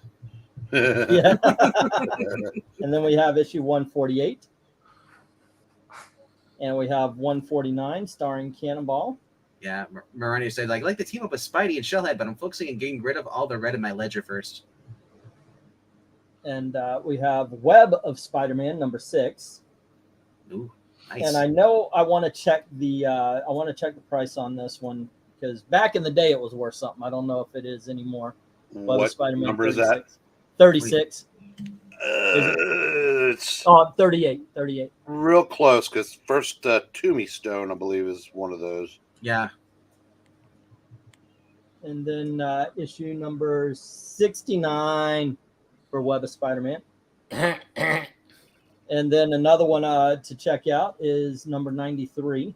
Basically, anytime this guy shows up in the 80s. Dude. Did you have 36 or 38? Yeah, 38. Yeah, that's 36. Okay. So I missed it by a couple bit. It doesn't make a difference. There's still awesome issues, though. No, but as far as in 93, yeah, I know. As far as the price, though, like yeah. Wow, good God, 70 went up another $5. I'm surprised that the whole Tombstone. I can see that going in price because now they're doing Gang War again with Tombstone. Here we have issue number 95, So dumb. and that's the Spirits of Venom. But you know what completely collapsed? What Was the Maximum Carnage crossover issues? All the time. like completely collapsed? Like, is it like maybe $1 more than the ones before them? Well, here's issue number 101 of Web of Spider-Man Maximum Carnage. Whoops. You know what? I take that back. It's worth exactly the same as the issues before and after. Yes, okay. That Maximum Carnage though, right there. Help. I'll just say that if Carnage is there, you're gonna have a bidding war for that one. All right. These have not sold, and I understand why, but I don't understand why. Here is Marvel. Like I've sold one here, one there. To me, these are so much. I've actually read a few since I've gotten them. These are so much fun. I would love an omnibus of Marvel Age. This is annual number 3. I can say 2 words why they didn't. It's Fred Embeck. No. People love Fred Hembeck, but it's a comic. It's a fanzine for Marvel Comics, so I get why, because it's very much of its time. But it is also a very much of its time. So it's like looking at a time capsule when you read these things. Here we have Marvel Age annual number 2. This has become an auction preview there, Jay. He needs contact and I need distraction. So rather than start my own, I figured I would hijack his. Our Fighting Forces, number 156. Dude, the guy I usually buy from it's like he got a big old pile of war comics, and I'm trying to gather as much as I can of those. Not Warlord, although, hey, guys, Mike Grell. Don't sleep on Mike Grell books, right? Then here's 183 of Star Spangled War, starring the Unknown Soldier. That is a really cool. I like that zombie Nazi there. Here's some good news for the wife of Bray Wyatt. All the net proceeds are going to go to his wife, JoJo, and the kids. I'm almost afraid to find out what actually happened. Well, COVID, and had a heart attack. Get hurt. Well, I think it's kind of timely, just like Eric just did with the Maximum Carnage. The last time we were live streaming, we were asked, what do we think of Secret Wars 2? Well, here's Secret Wars number 1. That's number 2. And our Secret Wars 2, yes. Secret Wars 2, number 2. All right. And number 3. That's what I would say. Secret Wars 2, Electric Boogaloo. And number 4. Okay, now I think when I was thinking of the Secret Wars from like 2016. I actually didn't mind this. Well, here's number 5. This looks kind of Ooh, cool. look at that! The old chrome and red Iron Man armor that was so 80s. But I want, if they're gonna have Breen Beyonder, he has to look like that and dress like that. Right. You did have a number 3, right? Say again. You had number 3, correct? Yeah. So, that will not be in the same lot with the rest of them. Why? Because it's worth more than the rest of them put together. Well, shouldn't I just up the price of the series? Oh, if you do that, yes. Because the first appearance of the Beyonder in human form, and this will tell you the difference between Marvel and DC. This is a gazillionth appearance, but the first time in human form makes that a $30 book. The first appearance of Venkman, how do you pronounce her name again? Amanda Wawa. 5 times less than that. Wow. Right. Oh, it's good to be a Marvel character. Here is issue number 7, number 8, and number 9. So the entire series is here. So, I was going to sell it as a series. Also, I got another mini series, and I'm surprised I got the entire thing. We have 2010 number 1. Good movie. And we have 2010 number 2. Oh, this is the one you were showing us before. Okay, it's that one. Don't you like it when it's just? I mean, this is the 80s for you. Hey, we can tell this book and we can tell this story in 2 books. All right, let's do that. Now it would be a 6-issue miniseries, and it would have 1 word per page. Another miniseries I got in this collection. We have the Transformers universe. This is basically the official handbook telling you who all the Transformers are and what they can do and such. This is issue number 1. Here's issue number 2. And issue number 3. All righty. Not to be outdone. And I think that I'm going to hold on to these, though, because the one good thing is the Warlord box I just bought has the back end. But here we have issue number 3 of Who's Who. Issue number 4. Issue number 5. Issue number 6. Jay, it looks like you've been hacked. I might have to time you out. Number 7. Here's number 8. Number 9. We have number 10. And number 11. So, I'm going to hunt down the rest of that series before I put it up for auction. Also, welcome you the Black Cat saying, "Ah, my eyes!" All righty. Or actually, no, he's doing, actually, I take it back. He's doing the Alicia yell. What is that, Eric?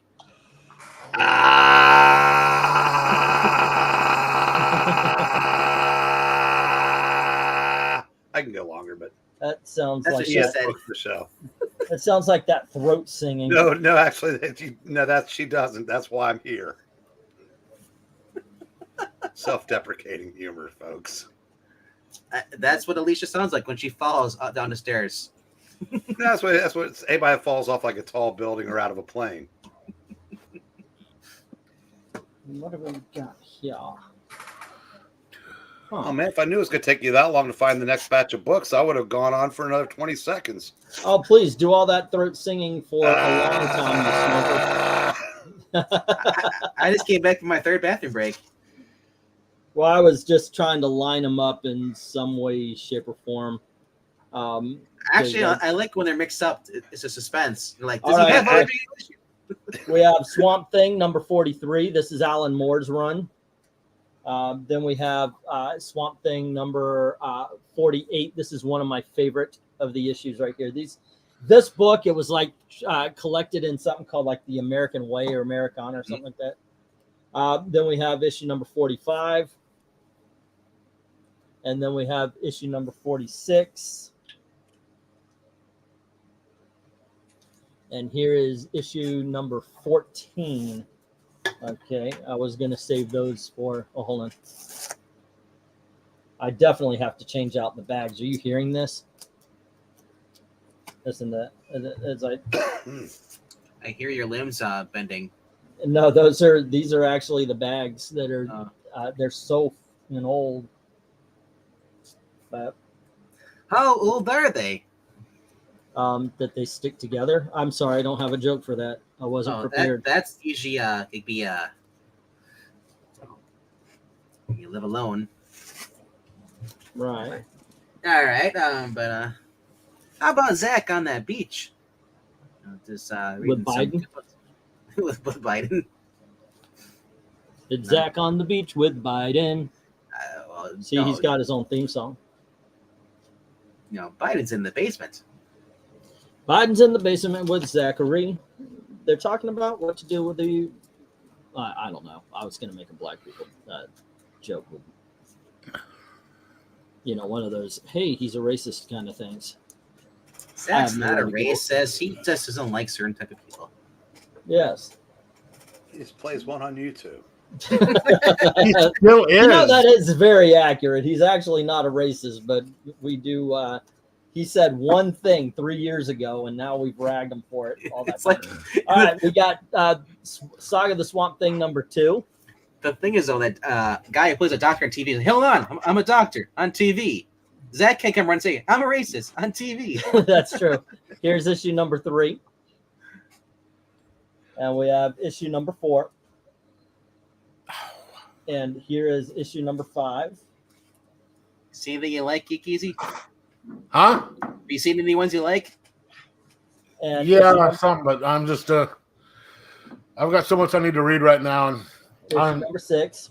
I'm also just kind of trying to deal with my stuff right now. It's issue number 7. If you need the bounce, you don't have to stay here. You're not my doing face those. is getting kind of... Yeah, we're contractually obligated, or we'd be gone.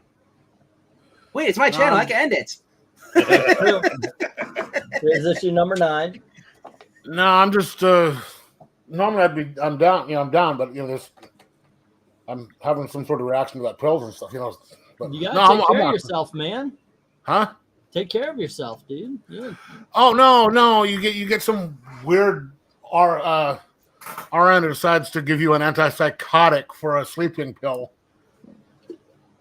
and you take it and then wind up getting Bell's palsy over the weekend. Well, that sounds like it has a bad side effect. Yeah, it's like... Sounds like my college days after took There you go. Well, if I'd taken some good stuff, I wouldn't mind. I mean, if it was the good fun shit, but I didn't realize I was taking it, and I would have said, hey, you're going to give me something stronger and make me whacked out. I'm sure, 11. Fine, whatever. And then we got number 13. I wouldn't want to have this conversation. I would have got the clip of Nancy Reagan saying no drugs. 14. And Yes, number 17. And then back to Alan Moore is 47. We have 24. And then annual number 5. And I don't see the number, but 1991. And that's it for the Swamp Things. And what was the longest Swamp Thing run? What was the longest run on Swamp Thing? Oh, that would be, I guess it would be the that run, because it ran for a while, even after. Yeah, it lasted about 170 something issues. Wow. Yeah, Rick Vike, I think he was a writer, right? Or was he an artist? Does he do one of the writers? I thought so because he was on it forever, and I would say, I think Mark Millar wrote some of them towards the end. Dude, from what you tell me, I did end up with some decent books here. We've got Static number 12. And here, listen to the old man more often. Here's number 11. I still haven't met the old man. Introduce us. Number 10. You're all right, kid. Number 9. Thanks, Pa. Number 8. We have Static number 7. Number 6. Here's number 5. Does Static ever have any keys?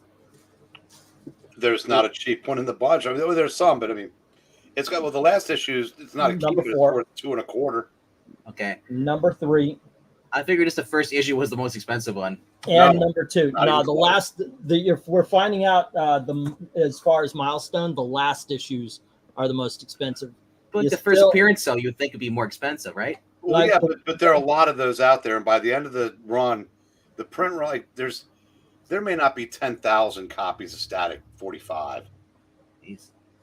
But we also, this is a good book. This will probably be sold as a set, just because there's they're 1, 2, and 3, but it won't be anything more than like $5 or $6. But we have Icon number 1.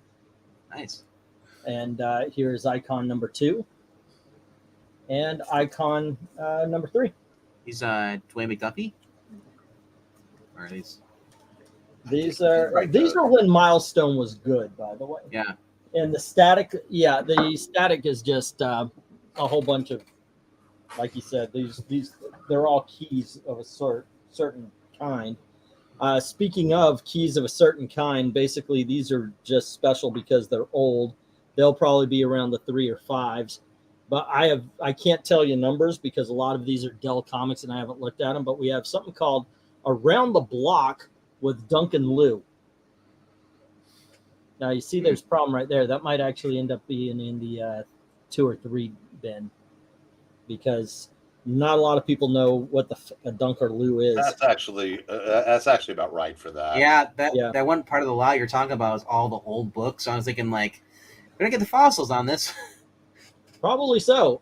Here is Walter Lantz, Woody Woodpecker. I know Graphic loves these kind of books too. Yeah, and sense. I know. I was about to say, check out the price. That would tell you this is not a new book. Kind of looks like Twiddles a little bit. This is. I'm trying to find number. This is number 50 of 1950. I think it says 8. It might be 53. There is no 58. Yeah. Man. Okay. So I gotta say, I'm just request from now on. Whenever you have to go outside and chase Twiddles, I want you to wear a GoPro. A GoPro. I want to see that film. It's like Cloverfield. Oh my gosh! The bird rides on my shoulder all the time. It's like I'll go out to the garbage. He'll be on my shoulder. I'll throw away the garbage. I'll go check the mail, and he always stays right there. Yesterday, first time ever, he decided I want to go see what the rest of the neighborhood looks like.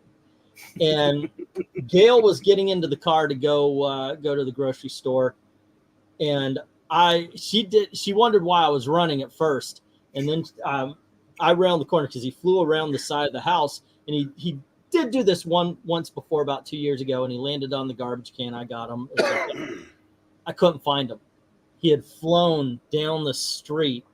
Gailey is just, oh my God. So yeah, I ran down trying to find him. I couldn't see him.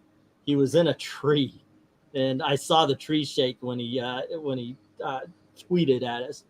And then he flies to the top of a house where he was stayed. He was scared. We were trying to get him down by calling him, and this guy, we're in his yard, and he's got this truck. So I climbed on the truck and got him. And when I put my finger out, he was visibly shaking. So I cupped him to my chest, got him down, and thankfully Gail hasn't given me too much crap for it. If this would have been a Disney movie, you would have went out in the truck you wouldn't like, I got you, and you fall on your back. Oh, my back, and the bird finally lands on top of your chest. Yes. We have Gold Key Daffy Duck. This one will probably be in the 60s. It's a 12 center, so it's a 1960s. That Ronnie said that Chase video would have to be the Benny Hill theme song playing in the background. This is 1964, and then we've got this is a 10-cent Tom and Jerry. I'll have it was also a Disney movie. You know what they do with the redheads nowadays, right? Right. So yeah, my bird would be black. Then we have he is from Africa. Tweety and Sylvester. Okay. And we've got a Del Tonto. And by the way, it does smell like old comic. There we go. Is it me or are Del comic covers just badass? Del and Gold Key, a lot of painted covers. Really good. The fonts, the whole thing, it's just pulp right there. And then we have a Walt Disney for you 90s kids. Here's Gyro Gearloose. That's the guy who created Gizmo Duck. Hey, there you go. That's true. Yeah, I did the comic book origin of that. Walt Disney's Donald Duck, Secret of Hondurica. There we go. And then we have one that I am sure will sell first. We have Grandma Duck's Farm Friends. From another damn near golden age book, we have Nancy and Sluggo. I never knew what he saw in her, but then again, never knew what she saw in him. My favorite of the Harvey comics. I'm not seeing a number here, but I don't have the link properly on. But we have Hot Stuff. Hey, that's Casper, right? Yeah, it's Richie Rich after he went to hell. Yeah. Sad Sack. He used to have a talking dog, and this is Mutsy. There you go. And just for shits and giggles, we have ourselves a issue number 111 of Sad Sack. I love Sad Sack comics. Hopefully someone else will also. I have never seen this. This is from Super Comic, Seal of Quality Super Comics. It's an Archie ripoff called Algie. Have you ever seen this, Eric? No. Never saw it before. That's why I picked it up. It was a 100% curiosity. I might not sell this, meaning I know I'll put it in the auction, but it probably won't sell. But I was just so freaking curious. Does it give a number? Pardon? Does it give a number? Number 15. Never even heard of Algie before. I mean, it lasted at least 15 issues. Well, maybe. The first 14 could have been a different comic. But that's true. Yeah. Depending on the company. December 15, 1963. Cover price of 12 cents, 36 pages. What company published that? Does it say? It says, I think it says Super Comics or something. Yeah. Super Comics. Teen Humor Comic. Okay, Super Comics was a reprint. They would produce. Terry Theron. They would get things that were may or may not have been in the public domain. Yeah. Reprint for the Golden Age reprints. Check out the full line there. You know what? Westerns get zero respect, and I was looking on eBay, and something that I would think should, by the way, be worth a ton of money isn't. I'm going to get to it, but first we've got Del, Tweety, and Sylvester. Well, paperback for that book when you just had on there, Algie on Amazon says $13.91. Okay, that's probably somebody took them and made their own. I was thinking about doing this myself, making trade paperbacks. Well, maybe I'll do a little Kickstarter, see about getting that company going. The reissue they have there, and you can buy it physical print. This is from 1960, so it's 20 years after Eric was born. It's issue number 116. We have some Del Tarzan, which is just a little bit better than Del Taco. So once again, freaking awesome cover, man. Serious. So that Algie, the artist on there is Sol Brodsky and Ben Brown. Whoa! Wow. According to Go Collect. You know who Saul Brodsky was, right, Ben?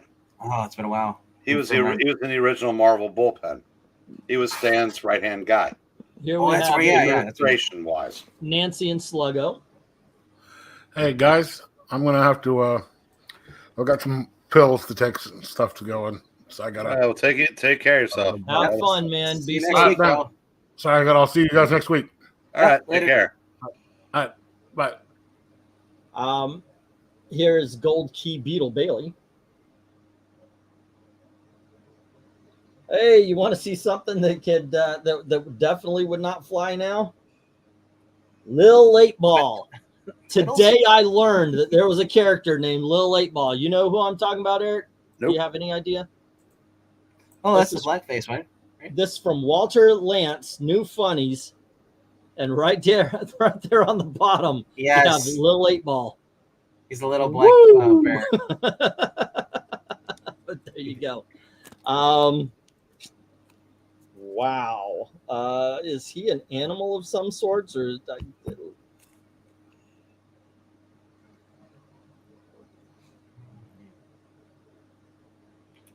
No. Yeah. Holy shit. I mean, it's 1963.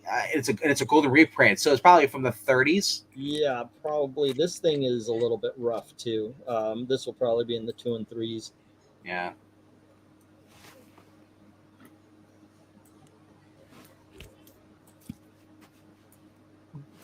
Let's see. Yeah, there you go, gang. Lil Late Ball. Oh my gosh. It's Elmer Fudd before Elmer Fudd. You right? know what though? I read through all Negro comics, and that was the first black owned, and they draw some characters just like that too. It was like, whoa. We have another looks like early silver or late gold Woody Woodpecker. This one's definitely Silver Age, but holy crap! This is awesome. What? What you just showed. Check your DM. I win. My DM. Yeah. DM. That looks recent, dude. Yes, it is. That's like 93. Wow. Now, Venkman, I don't want you to feel like you're left out, so I'll send it to you too. Oh my gosh. I hope it's not you being like Zach. Oh no, but it's No, could it's be a Zach. comic company being like Zach. Well, like the. All right, now check yours, Vank. Okay, then we have some little Lulu. By the way, Wow. these are fun books. If you guys haven't checked these out, do Really? yourself a favor. They're going to be 2 to 5 on the auction. Yeah. Next time you're gonna send a phone to me, have a shirt on. 1956. Yeah, some of these they're going to be $2 to $5. By the way, before DC Comics got a hold of them, Snagglepuss was a good character. Yeah, okay. Thanks to Mr. Stuff out, I guess. Yeah, Gold Key. Dude, I got to tell you, this was one of the books that truly excited me about the collection that made me want to get it. I do not know why, other than I love the TV series, but here we have Gomer Pyle. That is cool. Oh, by the way, Venkman, Mark decided that we would not. That's actually getting like $75. Yeah. But this? Mark, no, the one I sent you. Yeah. And Wait. Mark said, no, it's not worth it. Jerry wants it, of course. Yeah, they feel left out. Send them the photo of you with your shirt off. But this is Did pretty you not damn get the picture of the cool. book? I got the picture of the book. Okay, here's the one I thought should be worth more. And I looked around, it's probably going to be in the way of $8 to $10 because it's an advertisement. Not a lot of people know. Even Rudolph the Red-Nosed Reindeer, by the way, was an advertisement for, I think it was Macy's. And they wanted a song. So Roy Rogers, I believe it wasn't Roy Rogers, he wrote this song for Macy's. But he was kind of the face, and he was a celebrity endorser of not Macy Sears. I'm holding it in my freaking hands. So I thought this would be worth far more, but here we go. We have a March of Comics, Roy Rogers, Sears advertisement. You would find these in the comic shops. Not the comic shops, but the stores, the Sears shops. This is really, really freaking cool. I think it's because it's a Western. What do you think? Or I think because the number of people that are into promotional comics, it's kind of the same problem that a lot of the other comics face. Not many people knew about him to begin with. Yeah. I mean, I know what I said. A guy that we do something, guy named Metarog, he collects promotional comics. But he's the only person I know that like actively seeks them. Well, take it back. There's a guy named Joe with Bronze Age something or other. But there's only two out of all. I mean, the rest of us will take them when we stumble onto them. But they're the only two I know that actively seek them out. And I imagine it's probably in a hobby that's getting more, specialized by the day. That's even way more so than usual. Yeah, that might just be. I got some what I would put in the 2 to 5s and a couple of books that deserve to be big dogs. This I really bought because of the cover. I think this is awesome. It's Flash number 310. Jared Stephen Fate. Yeah. Is that a Perez cover? Looks like it. It does not say Perez. I've got CB74 and then something that looks like writing on the bottom there, but it's not Perez. Wow. Starlin? But on the corner there, you see it says CB74. Let me see if you hold it up just for another couple seconds. I still can't tell. Bummer. Gene Autry, thank you. I had the two of them mixed up. Okay, so we have also the Flash number 278. Sometimes I come up with these random comics because it'll be a big ass collection of the Flash, and I'll put my flat bid down on them, and I'll win one or two of them. I was chasing the bird at the time. A whole bunch of monkeys, because I collect the monkeys, went on auction, and I missed out. I ended up winning 1 out of 17 that I bid on. Man. Yeah. Here we have E-Man number 2. It sounded better when he said there's a whole bunch of monkeys coming after him when he was chasing the bird. It's like Jumanji. And Jackson, I don't think that's the right. I think that's the right amount of words, but I don't think that's the right order. But that is who I was talking about. Hey, do me a favor. It doesn't look like a roll. You know how sometimes a comic gets pressed? Yeah. And it just looks like a roll, but it isn't. That's what's going on here. Really quickly for me, maybe you could price this, because I'm thinking it's still a $3 book. It was going to be. I was looking at it before I saw how it was pressed. I was thinking 5 to 8, but we have Supergirl number 8 here. Now Supergirl is usually licensed to print money in this. Give me a second, but I mean, I just without looking, I would say that's Bob Oxner or something like that. I would say it's still 5 to 8, but okay. Even with the roll, but give me a second. What issue is that again? This is issue number 8. Number 8. Yeah. This is another instance where I put I put 350 on every issue of Supergirl except for number 1. And this is the one I won. Oh yeah, that's 5 to 8's fine on that. Yeah. Next up, we have a King comic, Beetle Bailey. And all of these are 10 or 12 centers. These are still Silver Age books and such. Nice. From Harvey, we've got Little Dot. Yeah. It's better than Little Lolita. I've never seen this. I think this is what? This is CBC. Little Tomboy. Have you ever even heard of this? Yeah, that's Charlton. Okay. When I would put that probably 60s. That's 10 center, right? Yep. Yeah, I don't think the entire run was Little Tomboy, but I'm on that site. So give me a sec. I'll see, because I didn't know about it until a few months ago, and I want to say that it was part of another series. Oh yeah, I forgot. Comic book realm sucks. You need to put the apostrophe in between the I and the L. It's a shit search engine. I'm just watching his hand shake and seeing is something wrong with him. No, I'm actually got restless leg syndrome, so I'm bouncing. Yeah, and what number was that one? This 8. is issue number 8, I think, wasn't it? Did we say 8? It's not going to focus. do It's not got to see. be at Come least on. 92, because it was Funny Animals became Little Tomboy. Okay. Let's see. Give me a second. Man, I wish steaks looked like that. Those are some nice thick pieces. I know, right? That steak right there is about $150 these days. Look at that.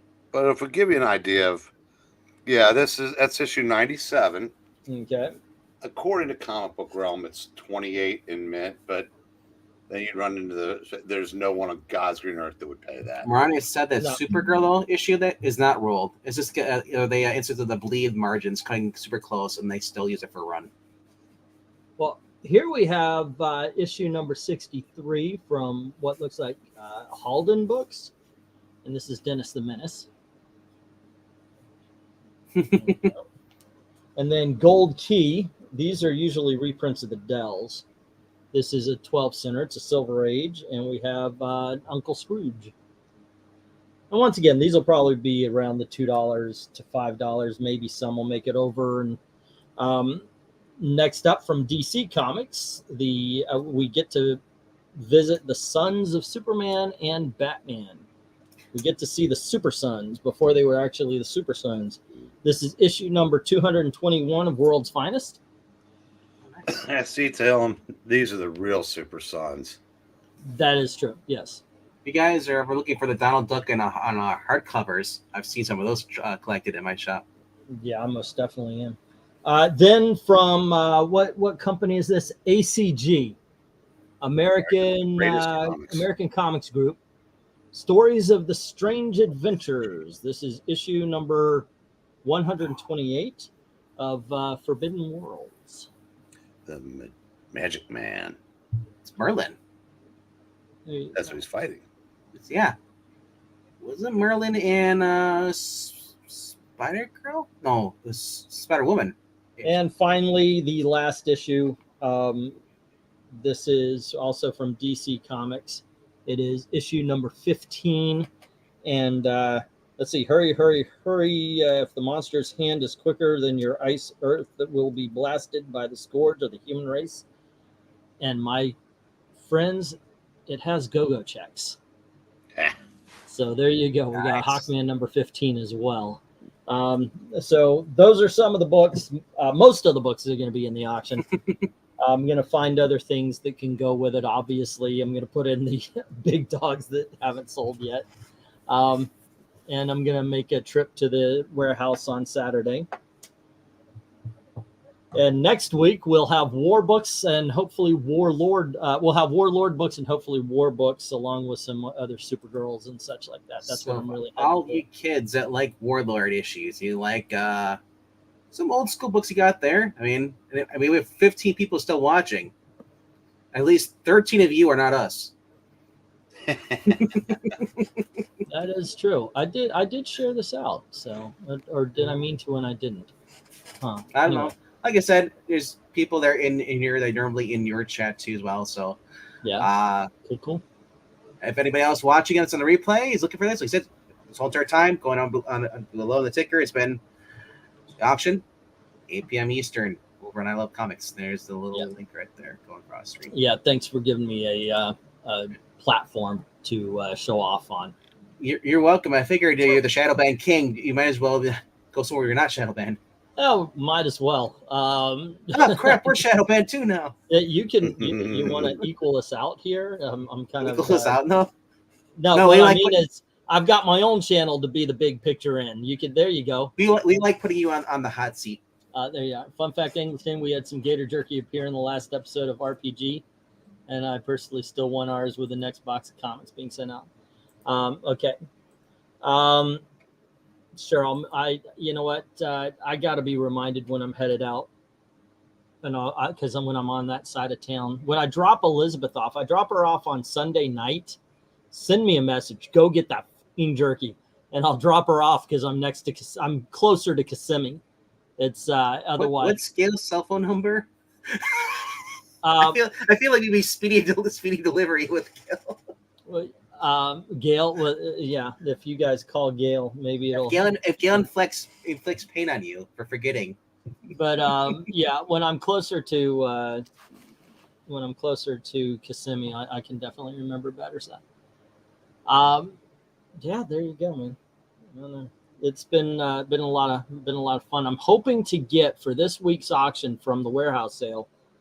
I'm hoping to get. There's 2 coverless Batmans that are both pre-code Batmans. There are 2 Batmans that are one has him as a mummy, and one has them as in suits of armor, and they're swinging down. They're famous covers. Some Superman and Superboys as well. So and some more of those Brave and the Bolds that didn't sell. The ones with the strange sports stories. One has a guy in a car. It's a famous cover. Looking for that. So those might sell better on eBay if you collect those sport ones. It'd be a sport package.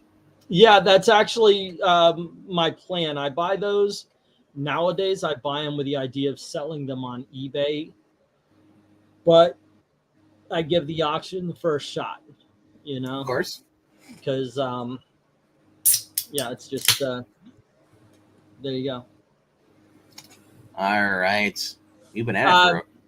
Ray got right now. I'm closer to Ocoee. I used to live in Kissimmee, and Kissimmee, not the St. Cloud area, but more towards the parks is where I lived. And there's a lot more of the tourist areas, and they sell all the weird Florida stuff just because tourists will buy it, like the gator jerky, all that kind of stuff that they're talking about. But it's prepackaged. I haven't seen the guy who sells. And are you sure you want me to send you side of the road gator jerky? I was going to say, I mean, from now you probably want to get gator jerky is they sell the python jerky because the gator's inside the python. Right. Yeah. Nowadays the pythons are eating the gators. But I have had the side of the road gator jerky. It is not bad, but the stuff that I would find you easily is the prepackaged stuff. So, but I will get it. I mean, I've had regular beef jerky. I've had off-brand at Kroger, and it's just like it's hard. You can't. It's like leather, boot leather. That's the stuff I really don't like. If it's boot leather, no, me neither. Yeah. Yeah. I like the processed beef jerky called Slim Jim. Yeah, me too. The monster sized Tabasco Slim Jim. That's the Sasquatch, where it's like it's like a size of those giant pixie sticks. You can just hit people with it. Yeah, I look at them. They're like $4. I'm like, do I want this or a hamburger? Because it's the same price. Yeah. It's a hamburger you can eat the next day, even though you can eat half of it, wrap it up, and yes, we all do the same stupid shit apparently. Oh my gosh. Oh man. But, when I'm on the other side of town there, I'll try to remember. But no, these days I'm in the Ocoee area. Jack's Links is damn good jerky, but the price is way too expensive. Oh yeah, I know, right? It's a big ass bag, but it only fills up like a quarter of the bottom of it. It's ridiculously priced.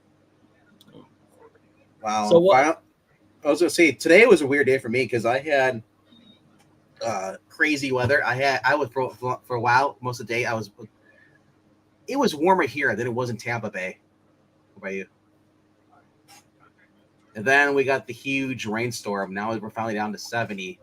But the dew point went down, the humidity's down, but it's still up there. Mm-hmm. No, we had the rain, but the heat and humidity came back with a vengeance.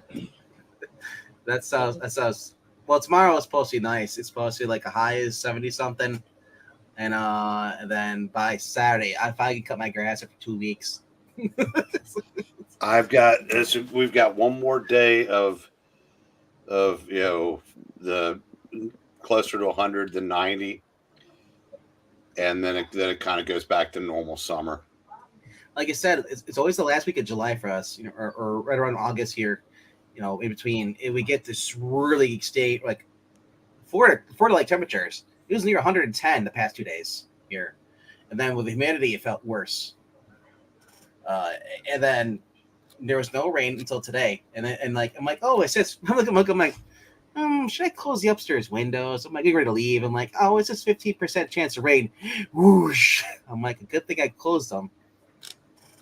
It poured for about an hour and a half, and then it just got warm again, like it did. Yeah, but it's no. And the sky went flying mosquitoes or anything. 97 tomorrow. Woo, yeah. Can't wait. Dude, the lows are gonna be like 62, 56.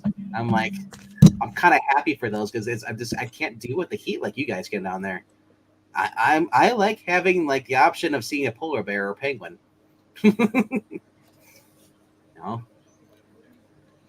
Hey, have you guys been on Facebook? They've got these things. They're like clearance sales, and there's like T-shirts for $3.99, and it Marketplace. Looks like, I've been on a while.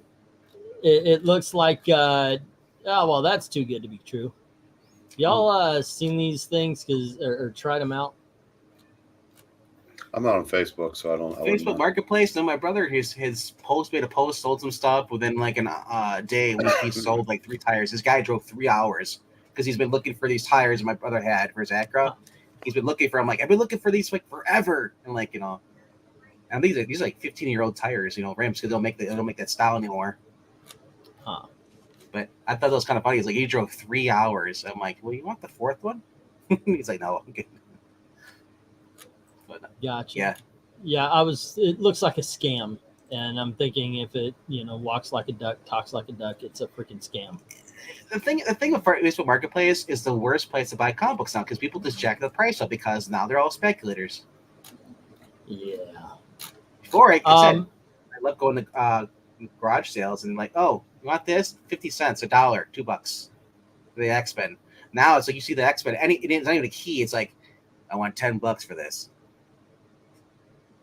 Well, I just found out that something coming to the auction are some DC Comics Blue Ribbon Digests. Oh, nice. Yeah, 9 of them to be exact. And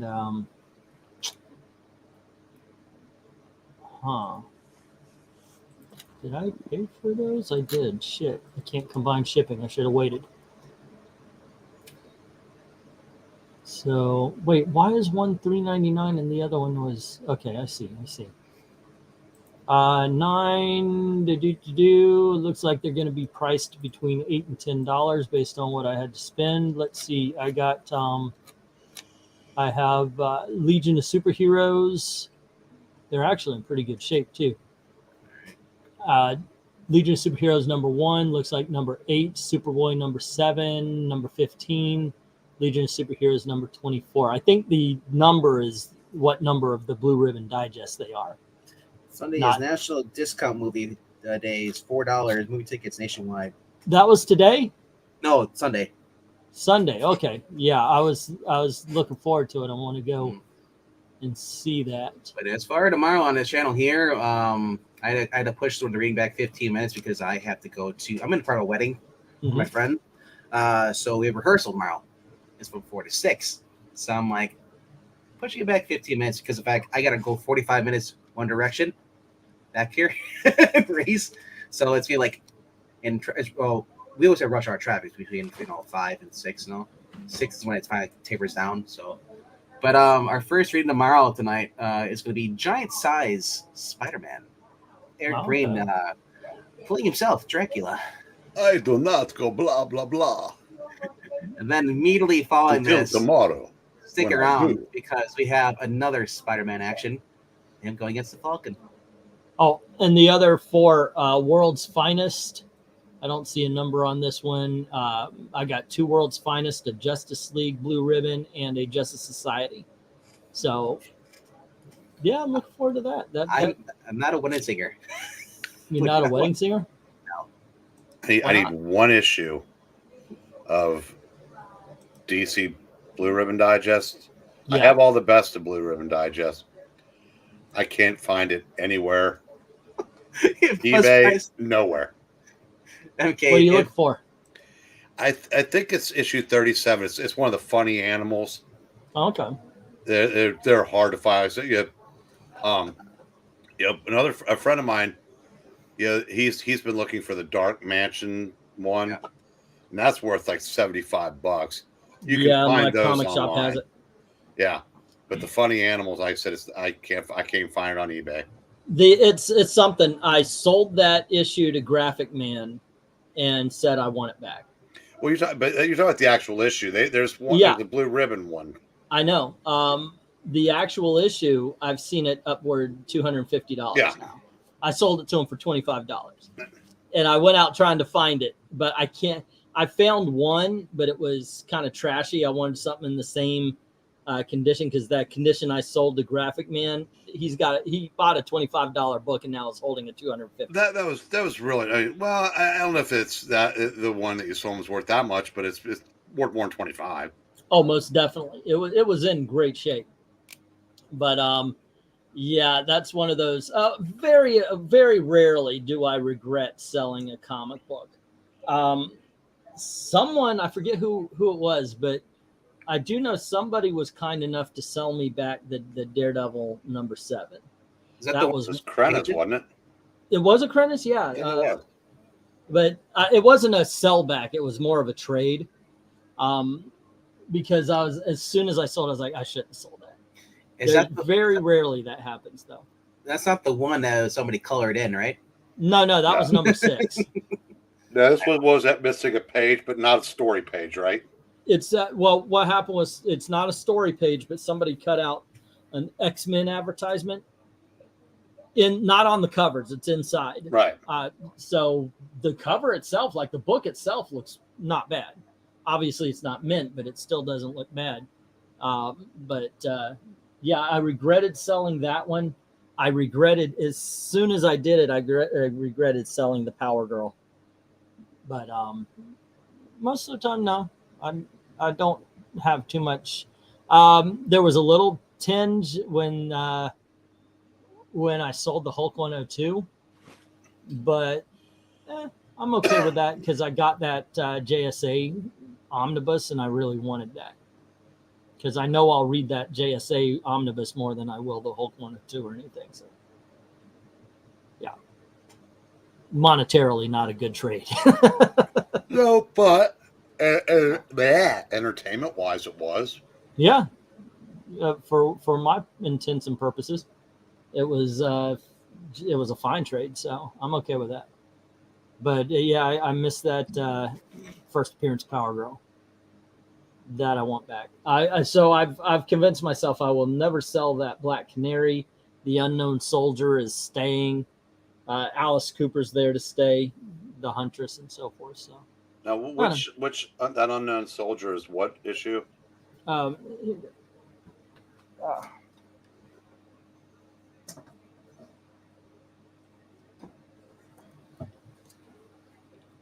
It's the first appearance of the actual Unknown Soldier. Is that 151? Yep. Yeah, I priced one of those yesterday. Yeah, what'd you price it at? It's 42. It was not in the best condition. This one is in awesome condition. I don't know if you can see it, but yeah, I can tell just without enlarging the screen that's better than the one I have. I own that book too, but I don't know what mine's probably closer to the $42 version. The cool thing about this happens to me very rarely, but this was a case of I bought a big ass box of comics and it was in there. Yeah. And so I probably paid $1 for it, maybe a little less, maybe a little more. That does help out. Because when I'm buying, I will admit, when I'm buying the collections, I try to make sure that I'm not paying more than $1. So in case per comic, so in case I have to drop the prices, I'm not losing too much money. MK's asking, did we like the Blue Beetle movie? I didn't see it. I haven't seen it either. I have no really desire either. I had fun with it. It's an entertaining film.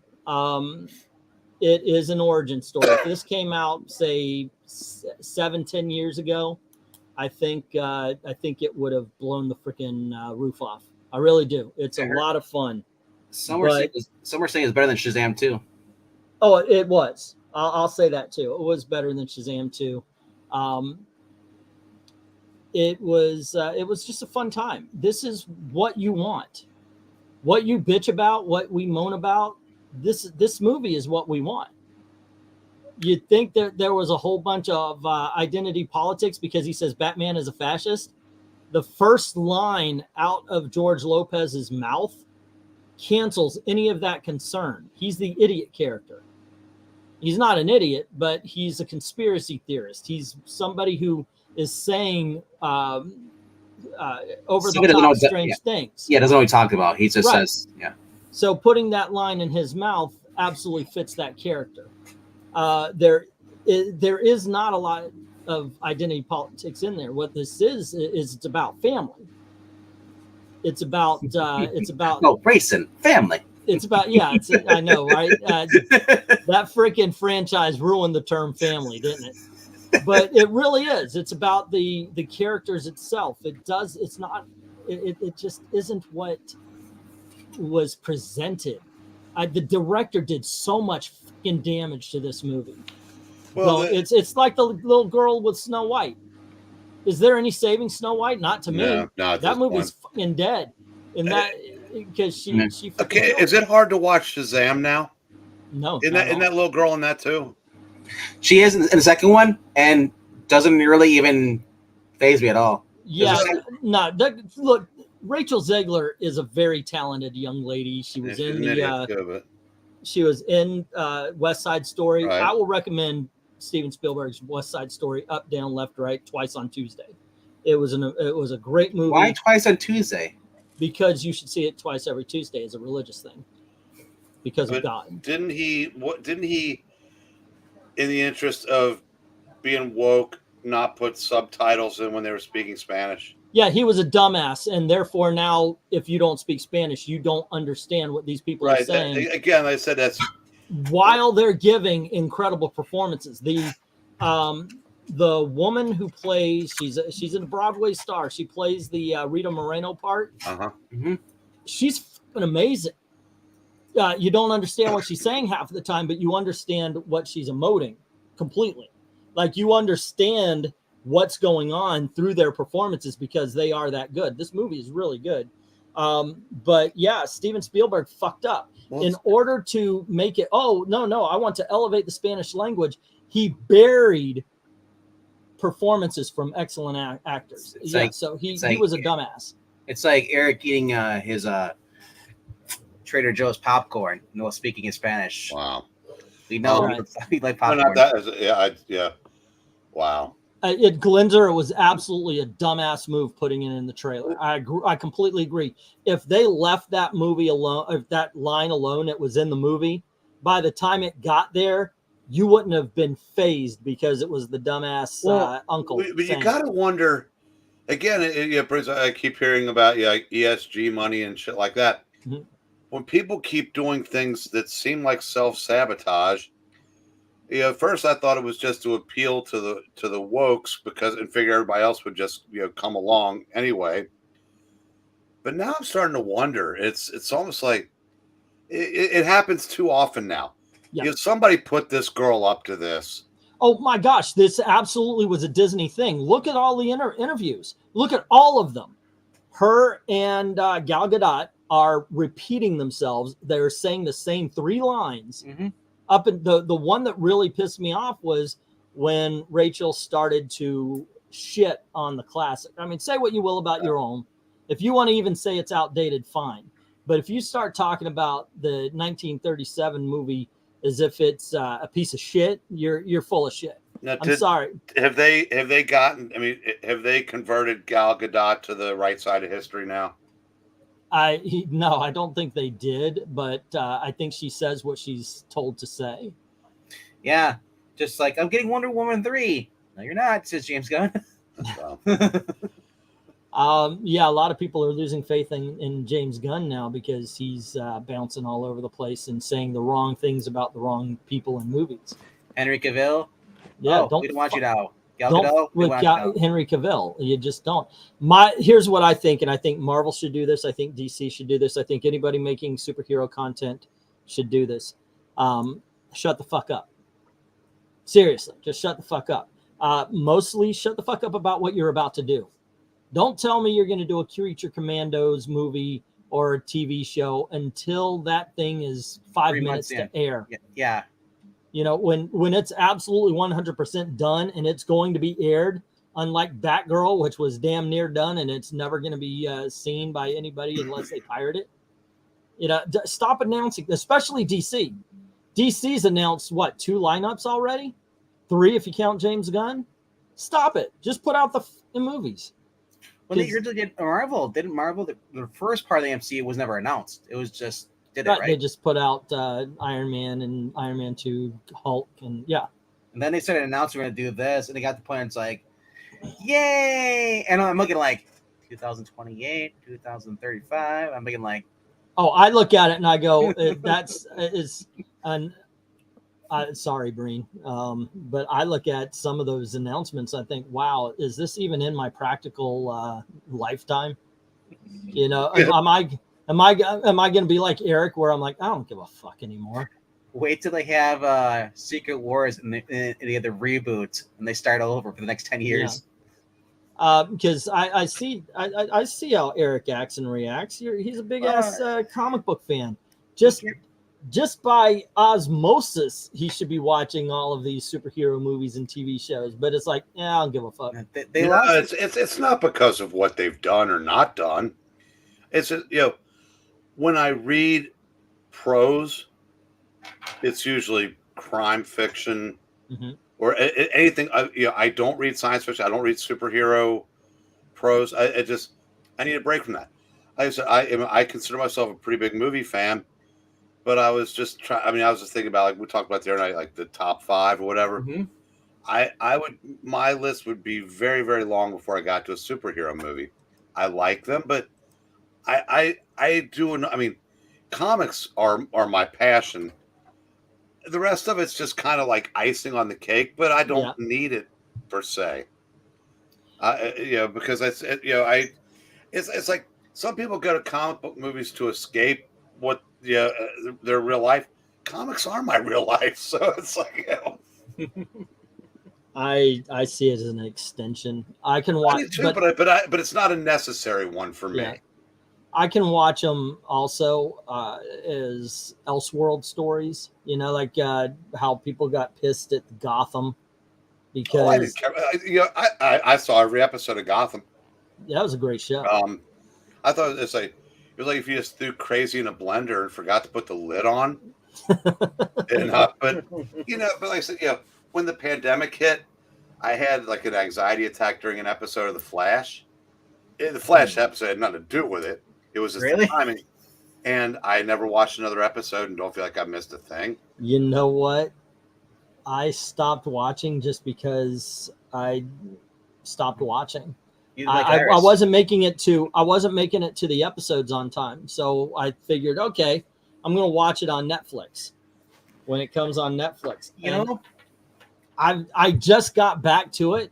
I'm on season 7, I think. And I'm like, it's the freaking God Flash thing. And I'm just unmotivated to continue. Rhaegar, I thought it was, I thought it was fine all the way through. I mean, it was pun intended, batshit crazy. Yeah. But I didn't need Batman. I mean, all the criticisms of the show, it was like, there are plenty of valid criticisms for Batwoman. I mean, like I said, I tried to watch one episode. This girl tried to blow up a train, and Batwoman hires her. It's like, no. No one, you can't be that woke. It was a 14-year-old girl, wasn't it? Or a 15-year-old girl? Who knows? But Gotham was just fun. I mean, it was just, everybody was just. well, bad you had, shittier than the next. And well, yeah, you had Mackenzie was awesome, but James Gordon, and then you had the guy who played Harvey Bullock in there. Donald Logue makes, he makes And everything that's what better. made it. Yeah. That was awesome. Do you remember a show called Terriers? Yes, I remember it One existing. season. I didn't see it. It's like whenever someone says what was the best 1 year show ever, and the nerds don't throw out a science fiction thing, Firefly. Terriers wins every time, and he's why he was Herman's Head. great. Herman's Head lasted parts of 2 seasons. Not to be that guy. Okay, but you are anyway. that guy. Because I didn't even remember it lasted 2 seasons. The kid that played Gotham the had Joker was great. Oh my gosh, he nailed it too. The kid that played Catwoman was. I can't believe she hasn't gone on to do things. I know. No, right? yeah, she looked exactly like Michelle Pfeiffer. She did. It was crazy how much she looked like her. Like she was going to grow up into Michelle Pfeiffer. Yeah. So we're And then basically Zach will not watching. like her. We're watching the start of the Michael Keaton Batman. I thought we were seeing a superstar in formation, but I haven't seen her in anything after that. Yeah, Mariah said she liked Fish Mooney and Jim Gordon. So I didn't liked like Fish Fish. Mooney at first, but then I didn't care for her. She overstayed. Yeah, But she did. I She outlasted her Gordon. story. I'm sorry, Eric. What? No, I like the guy that played Gordon a lot. Mm-hmm. But it was just fun. And the guy played. Oh, Hell, the Penguin was phenomenal. The guy played the Riddler. The Penguin and the Riddler are the 2 best live action versions, and I really loved the last one. But I'm telling you, the Penguin and the Riddler in Gotham are the 2 best live action. And you know the versions. best part. Here's the and this would never. This probably couldn't happen today, even though this was less than 10 years ago when I started. Remember Renee and Hardback? Yeah, black guy, lesbian. The characters didn't click, so they disappeared, never to be referenced again. Now there'd be so much pressure to keep them both on and build around them because of all the boxes they checked. And it didn't happen. They just didn't fit.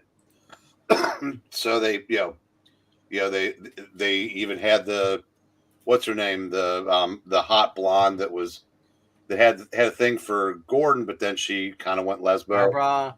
Barbara. Yeah, Barbara. Jane, You thought Erin Richards is the name. You thought she was going to be Harley Quinn, but they backed out on that one. Yeah, but I mean, that's it. Yeah. But so like I said, they had the guts to get rid of those characters, and because that just would have gummed up the works. Yeah, that's what I liked about them. By the way, the Harley Quinn they ended up going with was creepy as fuck. That was awesome, by the way. Oh my lord! Oh my gosh! That's what I remember. For the longest time I could recognize the girl played Barbara Keene. You know her. She's from Breaking In. Keene. She was in what? Breaking In with Christopher Slater. Okay, I didn't remember that, but I know she was a brunette in that. She was wherever hot goes after it's been hot all day. 5'5", 37 years old. She's from United Kingdom. Still hot. And Maranya is saying, sorry, I was glad to see Mooney come back to the show. She did not overstay her welcome, in my opinion. Penguin, before they made him Riddler's stalker, was good. Riddler was also good. They decided to make Penguin, because the actor was gay, they decided to make Penguin gay. And for a little bit, he had a crush on the Riddler. Yeah, that was a bit of a myth. But again, when everything else is crazy around it, it kind of, why not?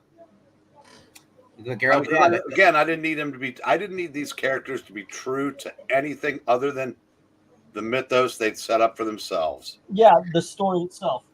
Yeah, so the one that played Barbara Keene hasn't really done much either since then. Did a few movies, nothing really big. Oh my gosh, I absolutely loved her when she got all tarted up and showed up at Bruce's for his birthday party or something like that. It's like, damn, this woman is just. And she appears as a redhead. And what's her name? And the girl that was a good girl and everything else she'd ever been in, and she was the crazy homicidal sister of the guy that's in every show that gets canceled after 1 year, the British guy. Azrael. He played the character of Azrael. Jessica Lucas is the actress's name that played Tabitha. Yeah. She was great. Seriously, she was James Frayne is played Theo, played Azrael, and as MK brought up, he was the villain in The Cape. Yeah, Jessica Lucas was the only good. She was in a 90210 remake, and I think stayed a virgin. That's how good girl she plays. Well, as far as creepier, more sinister, would have to be Harley in Gotham because she didn't speak at all. Yeah, she was kind of like Ragdoll in The Flash. I don't even remember her from that. Oh, I got myself something too. I actually bought myself something. I got part 2 of Supergirl, the showcase. Oh, nice. Yeah. Yeah. I'm still trying to do a good collection of these. Yeah, Alice was actually probably the best character in not Gotham, but Batwoman. Talk about creepy. Alice may be in Batwoman, but the Mad Hatter was pretty cool in the Gotham show. So, MK, I don't know. Was Jessica Lucas in one of the Evil Dead remakes? I don't think so. Let me look it up. Well, she was in the American version of Broadchurch. I know that. Yeah, Evil Dead. It was the one Raccoon City. It was Evil Dead Raccoon City. The one that Resident Evil. Resident Evil. Yeah, I said Evil Dead. But she wasn't Evil Dead. Was she in Evil Dead? 2013 reboot. Huh. She gets murdered in it. Yeah. Oh, okay. How dare they? I know, right? She was also in a little movie called Pompeii.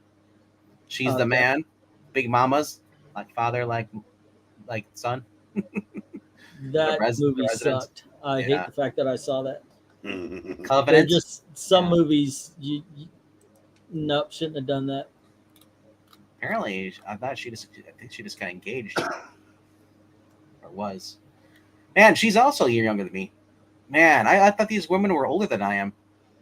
I'm getting that point where I'm getting that point where I'm watching wrestling. Breen. I started off young, watching like, wow, these women and guys are old. Now I'm older than them. Well, were you having Mrs. Robinson fantasies shatter around you, or what? Well, yeah. Unless they come true, they don't. They're always going to shatter. No. Mrs. Robinson from the movie. Yeah, she didn't look that good anymore. Bancroft. Yep. I mean, well, I said one of the things one of the ways you could tell you're getting older is when a mother and daughter walk in, and you could go either way. Well, and you've gotten. Hang on, you've gotten old when a mother and daughter walk in. You go, no. No, when a mother and daughter walk in, and you can't go for the daughter anymore because chances are she's underage. No, the point is, I said, eventually the mother is too young. That's why I said, that's when you've gotten old. Yeah. Well, if you got money, you're never too old. I'll tell you what. I don't know if it's maturity or what, but there was a point where it's like you can look at a young lady. Okay, she's like a picture. She's a pretty girl. Fine. But then, for me at least, there hit a point where it's like, yeah, no. It really is too young. Plus, you gotta talk to her. Well, with you, okay, for you have daughters. I do. So I have 3 27. nieces in that same age group. Yeah, and you're absolutely correct. I don't care if it's father or uncle. No, you're absolutely right. I mean, you can look and go, because my brothers, I've seen friends of my daughters and you'll go, good grief, as a pretty woman or pretty girl, but that's it, because they are kids. Yep. And they'll always be kids. I never understood. They'll be kids. I never understood the whole older guy that goes for younger women or younger girls. Because women 100% are women are, but girls aren't. It usually comes down to money, or she has daddy issues, so she just wants somebody to take care of her. Yeah, but still, the guy has to deal with talking to a young girl. Yeah, but those guys, like I said, a lot of those guys that go for the girls, they're probably doing drugs on the side as it is. That's usually the rock and roll lifestyle. Don McLean, Al Pacino, Robert De Niro. Wow, this is what we get. It's what we get up to at the 3. We go past 3 hours. There you go. Only trust he could last this long. Yep. I know this is 2 X-Men readings. It is. Hey, Ron Rugg, what's up? Hey guys, I made it. Start over. Yeah, Ron heard X-Men reading and he showed what? There you Talia go. al Ghul was hot in Gotham. I can't Oh remember. my what God! it was. Fox Sports 1 just ran a Bray Wyatt eulogy across the bottom of the screen. Yeah. The funny thing is, I got some bad news today, and I've just been looking for keep my mind off of things. So that's what this was. And afterwards, I'm either going to kill Nazis or play football on Madden or something like that. By the way, the Bucks are freaking killing it this season. You worry me.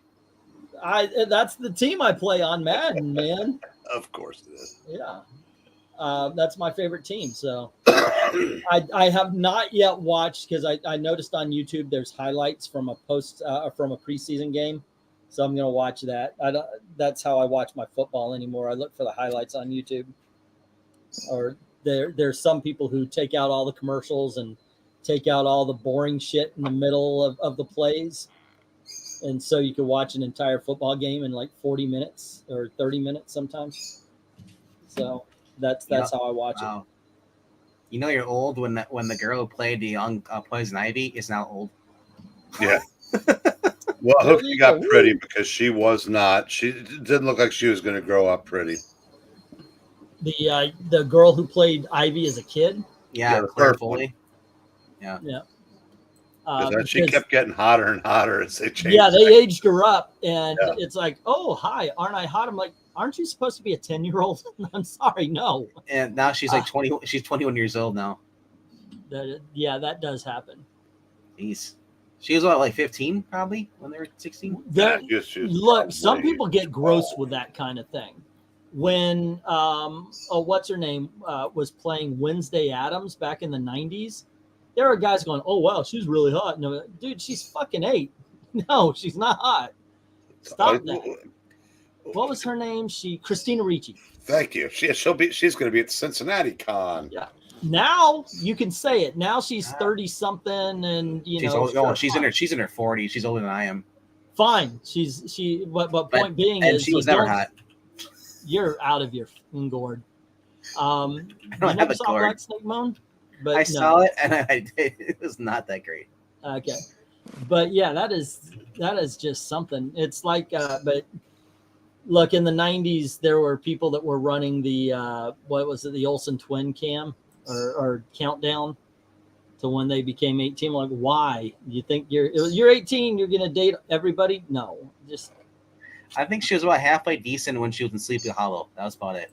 Okay, so you like the goth girl thing? Oh, she's blonde. Is the one in the Avengers movie younger? Elizabeth Olsen? Scarlett Johansson? No. Elizabeth Olsen. Is she younger than the twins? I don't know. She's older than the twins. She's older than the twins? Yeah. Are you sure? And there's also a brother, too. Do you know that? Good Lord. Does he know it? He might be the most anonymous guy on planet Earth. I mean, he's probably lesser known than the other 2 members of the Black Eyed Peas. And Elizabeth, that 4th member of Destiny's Child. I can see the conversations at home. You know, I did get Oscar nominated, ladies, and we were billionaires by the time we were 12. You know, that's hold on. One-upping at that household. The twins are 3 years older. I thought so. Oh, there you go. But that explains why she looks better. Thanks to all those videos they did in the 90s and the toys and the clotheslines, the Olsen twins were billionaires before they went through puberty. Dude, they are 37 years old. They're like that one kid on YouTube. His parents made him do toy reviews and all that. Oh yeah, forget. Oh, what's it called? I don't know his name. I just see he's a little Spanish kid or something like that. Spanish kid. Go figure. I watched into the chat. I watched a video. It was like the richest YouTubers and all, and he's one of them because, of course, they said something like $200 million a year because not only does he do the toy reviews that get millions and millions of views, but he's got merchandise and all that shit. There's 2 older brothers. There's Jake and Trent. Must be different marriages. Remember the Disney girls way back? Ariana Grande, Selena Gomez, Miley Cyrus, Zendaya, now all sex symbols. Trent is the Miley oldest. Cyrus is a sex. I don't know about that. Zendaya is very pretty, but she looks like she needs a sandwich. I mean, so it looks like they have got a pretty face, but the girl is a freaking rail. She looks like a. She's a skeleton with skin on, man. Seriously. And then there's also another half sister, Courtney Taylor Olson. Yeah, and Ariana Grande is spoken way too much to be hot anymore. She's just one of those people who every time she opens her mouth says, "I'm a bitch." Oh my gosh! The last time I remember anything about Ariana Grande, she was licking donuts in the donut shop. Remember that? That was about 10 years ago. But yeah, that was the start of the wow. You are a straight up bitch. Yeah, licking him and then saying "fuck America." Oh, yeah. Industry sex symbols as a manufacturer, maybe. But yeah, I mean, okay, I guess as a picture, she's a pretty girl, but it's just one of those things. Selena Gomez, on the other hand, is getting hotter and hotter. And she was, dude, I didn't know she went for a blonde. She went to a blonde phase for a while, and holy crap, she should have stayed a blonde. She's enjoying some success on Only Murders in the Building. Yeah, and I saw on Twitter somebody was pointing out, wow, what happened to Selena Gomez? I think she lost a kidney or something, and she kind of bloated. She got she got a little more weight on her. She's got a new single coming out or new song. Yeah, still a pretty girl. In no way, shape, or form in this world can she be considered ugly. But the cool thing is that she's on a show that is actually showing that she knows what she's doing when it comes to acting and doing all sorts of stuff like that. So you mentioned, do you remember the Disney girl sex symbols? I think she's worked her way out of that. Selena Gomez is kind of phasing out. You got Olivia Rodriguez and what was the other one that's out? Madison Beer are the two big names now. I have no idea who that is, but exactly. But you know who you do know? Taylor Swift. Whether you like her or not, she's still the queen of pop. Well, yeah, it's crazy. Records and all that. Yeah. I'm not somebody who listened to her though. I've never bought a record. I mean, the only she's got catchy songs. I'll give her that. She's got the weird thing is I've never listened to her, but I know some of her songs because they're just I've never put on a Taylor Swift album, but there are places you go you can't get away from her. The mall always. What is that Shake It Up song? Shake it off. That why do I know Shake It Up? I don't. It's just. It's a shake. It was in a mall one time. It was playing incessantly right next to some guy. And when I see your face, something looks out of place. I don't know. It was some dude like that. It was the Korean song that was popular, and it was that Taylor Swift "Shake It Up" song. So Shake It Off. Yeah, because it got more popular because The Rock was doing it on the celebrity lip syncing battles. Yeah, those are dumb as fuck. I don't watch those. I'm sorry. But you know what I've been hearing a lot? I hear. Man, how old are we getting? We are elderly. I hear Tiffany and what was that? Debbie Gibson and Madonna and I've been hearing a lot of those resurfacing at the stores on the stations putting over from shopping. It's like. I'm like, I'm at the mall. I'm not at the mall. I'm at the store, and I hear a grocery store, and I hear Kroger's been playing a lot of it. So it's like, okay. What other other than "Shake It Up"? What song does Taylor Swift have? Bad Blood. She's got the new one. It's Me. Then I think she's got quite a few. Dude, her best. No, I was like her best stuff was when she was country. She actually really good. Was a good country singer. But then she realized that she could make more money by switching to pop. She's the exception to the get woke, go broke. Yeah. Someone figured out that if she, whether she means it or not, pretended to be very much on the left, she could get the college crowd also. So she transitioned from country to pop, transitioned from conservative to progressive, and she's made $1 billion doing that. So Yeah, she's like the musical version of Barbie. Oh, okay. Pretty much. And once in a while, it works. Well, remember our review. Barbie is low key a men's rights movement. Whatever. No, but it did, but it gave people what they thought they wanted, or whatever. Yeah. And that was just a joke anyway. But Taylor Swift versus the Kinks. Ooh, who wins? Everyone. Taylor Swift versus the Kinks. There's no battle there. George Perez wins. Sales wise, of course, Taylor Swift kicks their ass. But I mean, for talent and music, Kinks every day. Literally, if I heard the Kinks was a band today, even Eric knows that the Kinks are better than Taylor Swift, right? I'm just saying. I'm a huge Kinks fan. If you had a band come out today, call themselves the Kinks, you question in 2023. Right. They would just call themselves the non-binaries. That other song, I Hate My Exes, inside joke, she's pretty much has the rep for songs bashing her exes. Well, so I pointed out that she's made a career out of writing songs about her poor choices in men. Yeah. And then goes and endorses Joe Biden. She did that. During the 2020 thing, she came out and she finally spoke up. And I think she might have. But I think she might not. But if it means a bunch of zeros on your bank account, you can certainly play one.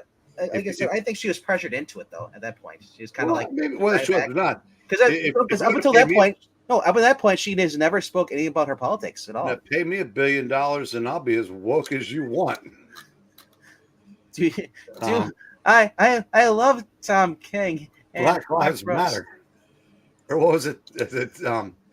T. Howard's Catwoman is the best. Sponsor this channel. Yeah, see where Tom King is redoing Animal Farm. Yeah. And West did a video ripping that apart today. He goes, "Oh my gosh!" Now, if it was just going to be, if this was a quality writer doing this, I'd be okay with it. But it's Tom King. He can't help himself. It'll be Black Cat Lives Matter. The chickens will just start burning everything. Did you see the new Batman book he did called The Penguin? He's basically branching off from Chip Zdarsky's back issues from 125 to 127, branching off where the Penguin faked his death, and now some woman working for Waller is like, ha ha ha, I won. I know, I got, she's like, she went super far crazy, power hungry, saying I brought in the Penguin, now I'm gonna bring in the Bat because the Bat's a pushover. And the book starts off with the Batmobile and the Gotham River. Inside it is the Penguin, and they're both he's like, oh, I can't move, the Batmobile, it's the backups countermeasures are not working, we're sinking. And he's like, and he's like, and I love how he says like Oswald, he's like, you need to do this. And he's like, I don't need you to fucking save me, Bruce Wayne or Bruce. I'm like, not so. I was telling to Eric, is like, this is classic Tom King. From the very beginning, it started going downhill. Literally, oh my gosh, I don't know how to understand people who like Tom King. I don't get it, but people do. It just blows my mind. Tom King usually starts off pretty good, and then I don't know. I dipped out after issue 3 of his run on Batman. Bray Wyatt will be voting for Joe Biden. Yeah. Anywho, I'm gonna bounce so I could go kill some Nazis. I was gonna show you the panels. Oh, by all means, then I'll wait. Show us what? I'll show you some Tom King. Actually, I'm going to be writing down some books for the. Here, so right here, this is how it starts off. The very first page. Okay. And I can't make it any bigger, but there's in there, and then the Gotham River, and then it's in there with the Penguin. And he's like, it's so depressing. He's talking about the Batmobile's disabled, can't do anything. He's like, fuck up, Bruce. He's like, and she's like, she broke it up. I can't get us out. Fuck, I don't need you to save me. I got enough, problems. And that's it's just like, this is it. We're gonna end, drawn to death, and then this is the last page. It's really, as they're getting ready to go under. It is just so freaking boring.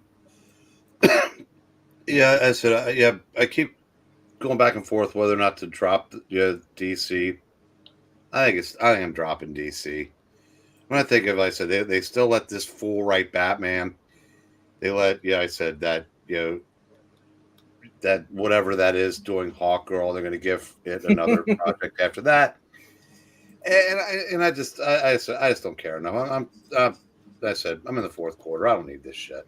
So this is basically you right here, looking at DC. Yeah, it's pretty much if you can look behind me and see World's Finest, the rest of it, pretty much. Hey, no offense to the Greens, I might keep reading Green Lantern because I like Jeremy Adams, but I mean, I don't need Green Arrow. It's good, but it's not great. Yeah, Teen Titans, it's Tom Taylor. He will eventually Tom Taylor it up. He can't help himself. Yeah. Anyway, we are, like I said, we're at 320. Here we are, 320 in. Yep. And this. All right, the auction is just ended. Please pay. Good night, guys. I hope you had fun. We'll be back tomorrow for a reading, and then check out the auctions 8 p.m. Eastern Saturday nights on I Love Comics. Thanks for showing up, guys. Good night, kids. Have fun.